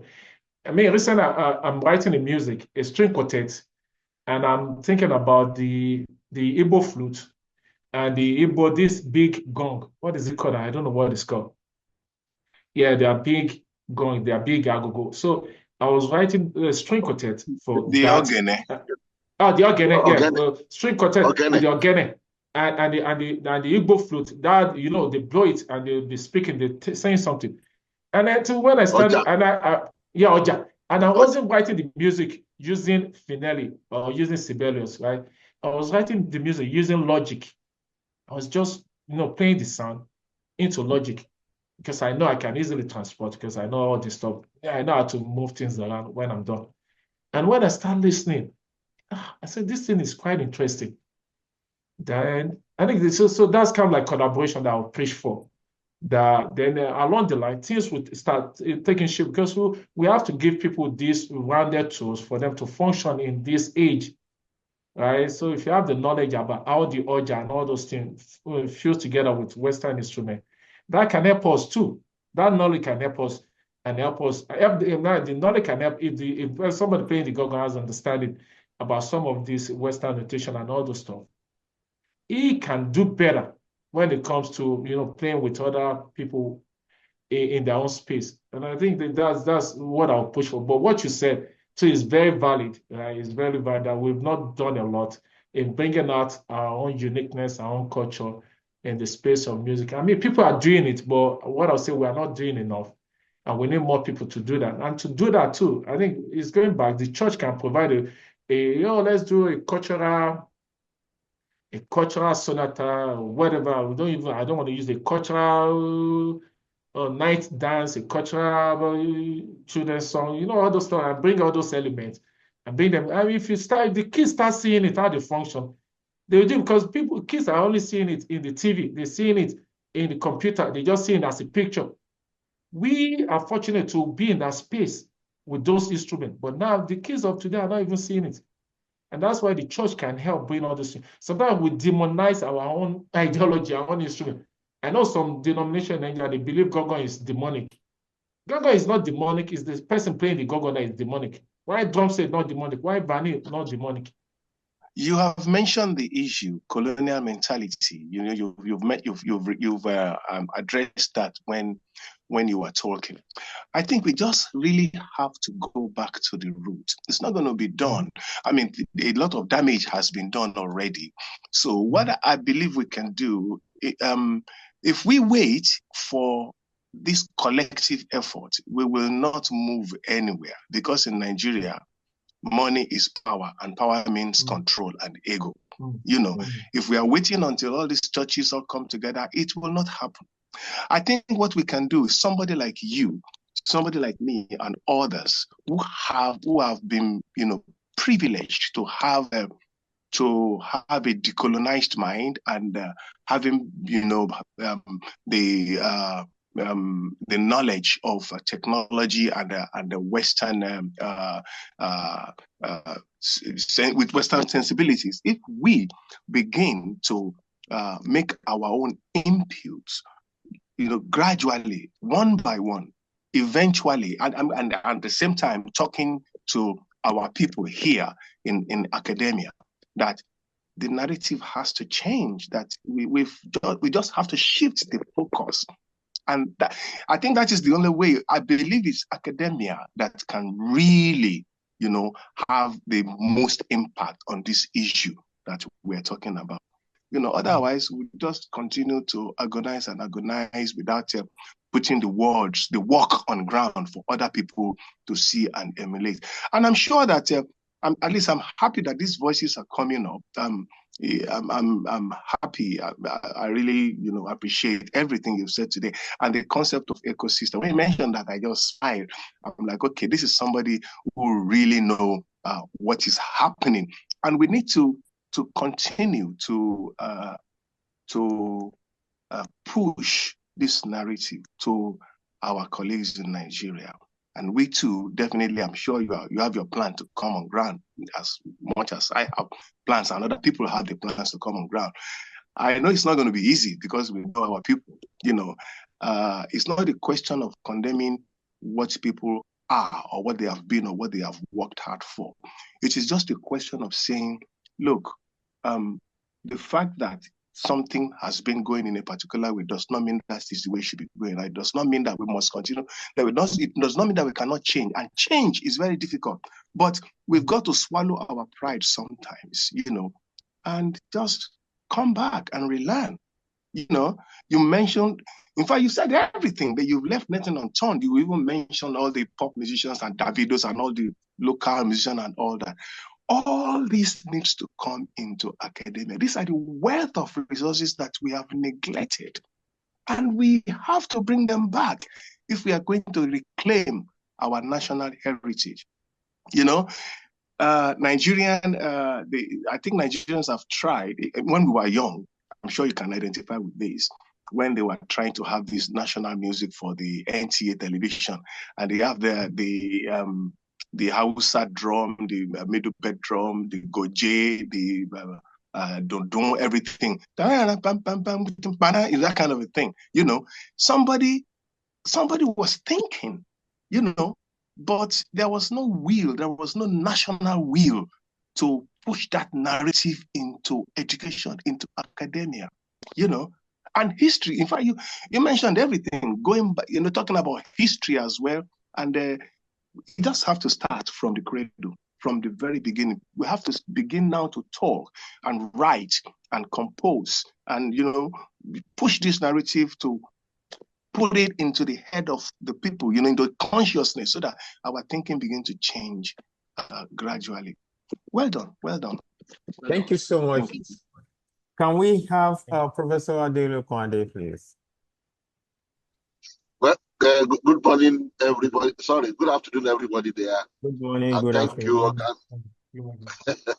Thank you, Organ House, coming up again. God bless you. Thank you, our speaker there. I want to thank the last speaker who really spoke substantial part of my mind, Professor Kolawole Ganikale. I hope he's not going to cut my head for calling Professor this morning again. Now, you jumped the gun. Now, let me quickly say this, that enough of these narratives. I really appreciate the way my friend Kolawole Ganikale spoke for that shift. Enough of these narratives. Until when we know that in terms of conventions, we are already there. Our speaker has told us how he got his job, how a Nigerian came, a cellist, how they say, oh, you are fantastic, you do all those things. Yes, those are the conventions. Behind this, our own identity. This is not the first time we are saying this. Even generations before us were talking about identity. Fela Showande tried that, did his best. The question that why is it that it's not coming, this thing is not just coming to the front burner that the whole world will see it. I was in Malaysia. Thank God I was not the only Nigerian there. There are few other Nigerians there. Meki was there. Odaik was there. I think Professor Yeji was also there. And you need to see the National Orchestra of the Malaysian government. 400 members. I mean, 1, 2, 3 to 399, 400. By nature, I am not a very mobile person. I cannot sit in a place for 2, 3 hours without getting something else done by my own nature. I sat down in this concert 2 hours. I did not think of anything. My mind did not go to any other market to go and start chopping any other African music, my world music that I was seeing them on pictures, instruments. I saw them live, some of them, not all though, live in Malaysia. I then went and asked questions. You are just having dinner. And look here, what happened? How did you come by this and that, blah, blah, blah. All the people I asked gave the same response, that we did not allow the Westerns to overwhelm us. And the same thing is happening over there.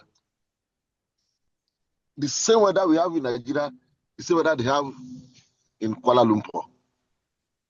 The same weather. Don't forget, there was a country that also came here to collect part of our palm kernel seedlings planted. Now, I think they used to be number 1 a few years ago. They dropped to number 2 in palm oil produce. Same thing happened to all spheres of life in Malaysia. So we have presented enough papers on this. We have argued. We've had debates. Unfortunately, a good number of us, and those who are still at home, are also ready to leave the country to come outside. You cannot blame anybody for that, but we can still do something. I'm just proposing that, well, from here, there'll be action plan. Organhouse, I've said it before, Organhouse is the convener of all this. There are enough materials for us to get to the production space, enough materials. Even before our own generation, before my generation, there are materials. People have been talking about all this identity, all along. So if you go by theory of conventions, we are there. Let's get to that space. Oh, come and sight read, come and play piano. We will see Nigerians. I'm not even talking about Africans, Nigerians who will perform excellently on these instruments. Yes, because of our color, they may say, oh, you don't do it well. No. Until you lock yourself up in a piano room, you play. Don't let our brothers, the Caucasians, know who is playing. Let them just listen to it. And this is fantastic. But when they see that it was a black produced music, they can see something else. But what I'm saying that already all instruments, Awuduga was talking about violin. Each time we talk about it, we're always thinking to play that sonata or to get to the symphonic orchestra. Mr. Gari just mentioned it. If National Orchestra was not thinking 100% of reproducing London Philharmonic Orchestra, probably it would have been a different thing. We are not saying we can be an island. At the last African Black History Month here, I happen to be in one space there, and I say, look here, if they say keyboard instruments is the king of all instruments, you can play 6, 7, 8 notes the same time together. Why is it that keyboard is designed by saying it's black and white? Why? It's just because nobody's an island. Nobody's an island. So if you have black people and white people, even those they call colored, let's group all of them together to be white. Let others be black. We are not saying we want to stay alone, no. But we have had enough of Western philosophy. We've had enough of Western taste in every up to name. That you hear somebody's name, Philip Johnson, and is from Delta State. You want to ask questions. That why? How can I trace where you came from? If you're asking Philip Johnson. So we also invite everything that all ours are now inferior. All things are now inferior. Even up to the level of church. When you are talking of church, church may not really be there to help us, my brethren. In as much as we must appreciate church for preserving this music, but they will not really help what we are discussing now. Because there are different, let us take MFM for instance. MFM is one of the leading churches in Nigeria that you can say if you want any type of music, and they are doing very, very well. I was, in the last weeks, I've been listening to their parody music, turning high life into gospel, all those things. I enjoy that. But let us start talking to MFM that you want to bring Ogene, you want to bring Oja, you want to bring Bata, and you will see how theologists will come in and it will not stay. So that's why I say that the church may not really help us in as much as we need them. Some aspects, yes. Holistically, they may not be able to do that for us. So I think we should leave the space of discourse, narratives, and let us have an action plan. When the will is there, there'll be a way. What do we do next after this? In the next 2-3 years, you want to come to the space, to the stage, and do this, whether it's a pilot program, whether it's an experiment, which people have done before. Once it happens, do we continue? Thank you. God bless you. Thank you. Thank you so much, Prof. Thank you. Do you want to say anything to this, Mr. Titus? Yeah, I mean, thanks so much, Prof. Adeolua. I mean, what you said is very important and very, very key. I mean, part of the point is because I think if the church is not going to help, just as you mentioned, then how can the musicians help? How can, if the community is not willing to help? And that's why, where we started from is music as a functional element and, leveraging on the mind of the musicians to be able to empower themselves to be embodiment of opportunities. And if the musicians, can't get the help, but if they can follow the fund and go make the fund from themselves, and they have the power, just like what Olayinde said, that money is power and power is money. So they can have the fund, right, to create something in their own space. And if they can start making space, and it's not just what I'm saying. I'm not just saying this thing, I'm just babbling. And I'm working with an institution where I'm just saying this, not as a pride and not to promote myself. I'm just saying this, that this might inspire somebody. And it is with a very super caution, humility of heart that I want to say this. Right? I'm working with an institution, and what am I doing? I'm asking for how the orchestral members are faring in that institution.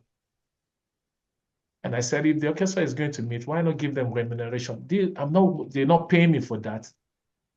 I can do that. Why? Because probably maybe I have little money somewhere that can divert into that.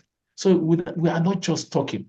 And what I'm proposing is that musicians need to start empowering themselves, so that if they follow the fund, or if they can, the musician needs to move away from being a beggar, that you're looking for grant and all this. So why can't you be a grant? And why can't you network with, we have all these people, neurosurgeon, we have all this money and all these politicians. Why can't you network by virtue? Maybe you took a class somewhere, or you went for advanced degree somewhere else, not just music, because we know every time we surround ourselves with music, it's not about how to write a grant to get some money for somebody. But why can't you be embodiment of the money? And start bringing those money into space and start trading stuff. I think that's the way I'm seeing it.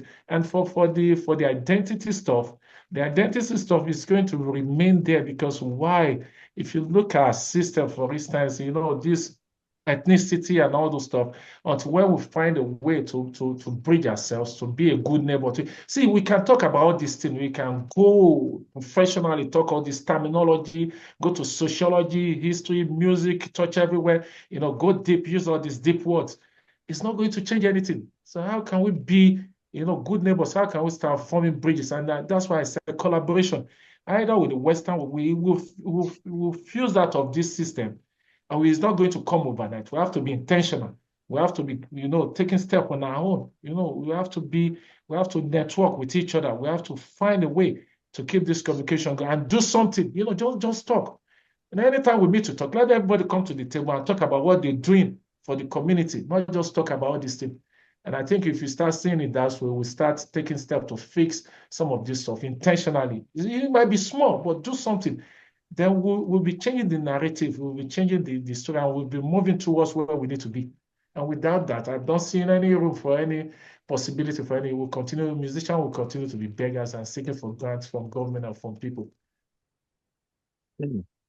I think you are right. Just as I was saying that the issue of church, I'm not saying church it doesn't have a role to play, because I need to make myself clear there. And as I said, church preserve this music I've been talking about. Even the note writing, the Roman Catholic, they will also preserve all these things. Till date, church is playing much role. We cannot throw church away out of it completely. But if you are saying that, listen, where we really want to go, we may not really depend on church. The few art music patrons we have, ourselves as musicians, and I think you mentioned part of the problem of ethnicity. You mentioned it the other time, issue of self-centeredness, as you are trying to tell us about National Orchestra. If we can escape all these things from our lives, we have 2 associations in Nigeria. These associations are not funded by church. The Society of Music Educators in Nigeria, as well as musicologists, those are the 2 that I know. And I know that they contribute money among themselves as from the membership dues. The Society of Musicology here in America, ASA here in America, others in Europe, the church is not funding them. They generate this from dues.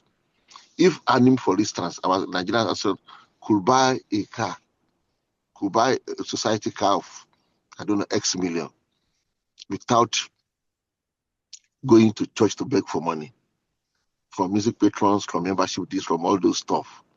There's nothing stopping us from having such. So because we keep depending on church will do its best, especially in the area of choral music and orchestral music. When we want to say, okay, let us now take it a step further in the area of identity, all the churches will not be on the same page. Let us look at what CAC is doing in terms of music in Nigeria. You see that they are part of one of the top-notch churches over there. I had an opportunity somewhere at Ikeja. The youth called me to come and speak several years back. What the youth wanted me to come and say in their vigil concerning music was to convince the church authority to allow them to be using talking drum. That church is in Ikeja. And I said, look here, when this youth gave me the brief, I just smiled. I cannot go to the church and convince the authority that they must use it. I went there, I told them the importance of that talking drum. I told them why it is not evil. I told them why we should praise God with it. Myself and my dear very brother, Kola, we are just exchanging notes on a platform recently, talking about things that are just natural, things that are just there by God, that Christians even supposed to make use of. We left it for those who are not Christians, and when those who have discovered that bring it into the Christendom, we start condemning that, oh, this is evil, this is ungodly, whereas it is not ungodly. I will give us an example now. When people are praying in Yoruba, and you hear Ọlọ́run Sangiri Lagiri, that Lord that can strike any type of brick, that can break any barriers. But you know that thing is part of the praise poetry, or you want to eulogize Shango and Sangiri Lagiri. But we have rendered it, it should be for them. But the natural people, the organic people, as I will call them, know the value of nature, the thing that natural phenomena, they know all those things about it. And because we now feel, the Westerners who brought Christianity for us, right? Christianity was not for them. That brought Christianity for us, we should just do their way. There are a lot of cultural implications, cultural effects in the way they brought it to us. After all, we are condemned that we didn't have music before in Africa until they saw light. So I have to tell them in that church, look here, but each church has its own tenets. Whatever you want to do, go ahead. But for me, from my knowledge as a Christian, from my knowledge as a musician, from my knowledge as a child of God, I know that these are the things we have in the environment that could produce sound, and we are blessed enough to be able to think and discover that we can make sound out of this one. So a lot of things happen. You look at the crisis Tope Alabi faced when he was talking of God, of Aborubo, all those things. I mean, those are the languages of whether they call them witch doctor or nature, I don't know. But when Dunsin Oyekan, for those of us who know it, was like, I'm a living sacrifice. How do you say I'm a living sacrifice in Yoruba? If you want to say it in Yoruba. So a lot of things surround all this. As a church, will continue to help our music. In fact, it's part of the primary spaces for us to express ourselves. But if we are talking of 100% identity, let us not wait till church will come to our aid. Let us not wait. We can do it. The little we can do, we get expanded. Even the church will say that, as even condemning all some of these instruments, for instance, or in this classical example now, we'll now see why these things are not the way it is branded. Before, no woman should play talking drum, the Yoruba talking drums. Today, girls, ladies, women, they're already there. They are already there. So I am not throwing church away. Church is part of what, but let us not say, until church will now come to our aid. What are our associations? What are we doing? Those of us on this platform, about 24 or 30, what can we do together? And so, okay, let us just do this. So I'm just encouraging that if we keep waiting for church, we will also not be there. Thank you. Thank you so much, Prof. Thank you so much. Well, I think it's been an interesting journey today.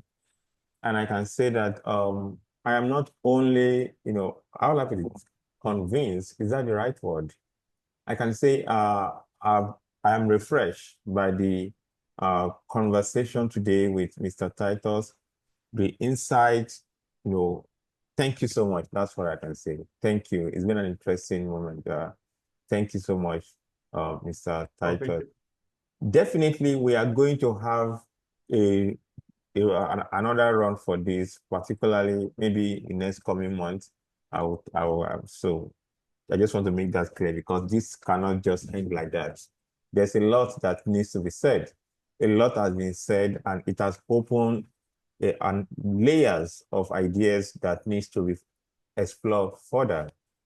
And also, thanks to our friends and colleagues who have joined us today. We really appreciate you for joining us on a weekly basis on this platform. Quickly, I have two important updates for us. The first one is next week, we are going to have another important voice in this part of the world. Maria Asiva, the former residential pianist of Muson. So will be engaging us next week. So please look forward to that wonderful moment with Maria Asiva. We call it Chief Maria Asiva. Yeah, next week. And number two is the international symposium that we are planning at the Organ House. Please, the invite, the call for presentations, call for papers are out there. Kindly join us in that wonderful conversation. We are going to have some of the best voices in the world to lead this conversation. Professor Kofi Agawu, Professor Obode Omojola. These are important voices globally in this conversation. Please, we are inviting you to join us in person or online. The call for papers are there. Let me just put it here for again, in case we need it as soon as possible so we can also join the conversation. Okay. So I'm copying the link for you. Okay. So I'm putting the link right here in the chat. Okay, you can join. You can see the link for the call and read and please join the conversation. That's the link. You can join us either online or in person. The symposium is free. You are not paying for presentation or to be part of the symposium. It's a 3-day event, 2 days deep exploration of ideas, and the third day is dedicated for artistic work and practical exploration, concert, and engagement for the third day. And also, as part of this, also we are going to have, of course, series of engagement with scholars also within Nigeria. So you can please join us. We are inviting you specially on this. I think that's that for now. Then the last one is the link again, which is our YouTube page. Yeah, is there. I just send a look the YouTube link again. Please join us. This conversation is going to be part of our online digital archive and curation. So we are going to have this conversation on there, also curated there. And we have series, we have up going to 60s now, at least something around 50 something to 60s recordings of important conversation like this, please. And they cut across discipline. Performance is there, art is there, digitization is there, AI and music is there, music education, music research, artistic research, art music, whatever you want to call it, we have them. So this is our own way, one of our ways of mediating the current condition in Nigeria and Africa. And it's also our contribution to the world from the MTU perspective to contribute to the, like our brother said today, Mr. Titus, that collaboration is key. So it's our own way of collaborating, advancing and contributing to the discourse, while also using the same platform to mediate conversation in Nigeria. The platform is open to anyone. Whatever topic you are looking for, please engage the platform and use them for your research and whatever project you are working on Nigerian music and other related areas. In fact, including discourse as important as organ culture in Nigeria, organ building, organ technology, we have everything there. And in the coming month, we are going to have series of other important areas that are yet to be fully explored in Nigeria. We are going to explore them here. So thank you so much for joining us today. I think we need to really appreciate Mr. Titus for giving us this important moment today. Thank you so much, Mr. Titus. We really appreciate your time. Thank you so much. Thank you. So definitely, it's been an interesting journey. Join us, and as mentioned, we are going to try to bring Mr. Titus back to this platform. It is too loaded today to just let it go like that. We need to, there are a lot of unsaid things, important things that we need to come back and unpack here. Yeah, so thank you so much. Mr. Titus, we really appreciate your time and thank you. This is so huge for us. We appreciate. Thank you so much. Yeah. Oh, you're welcome. Yeah. Thank you. Thank you, everyone. Yeah, thank you so much. Thank you. Yeah, everyone, see you next week. See you. Thank you. See you next week as we join us to engage Maria Asiva next week. Thank you so much. Bye.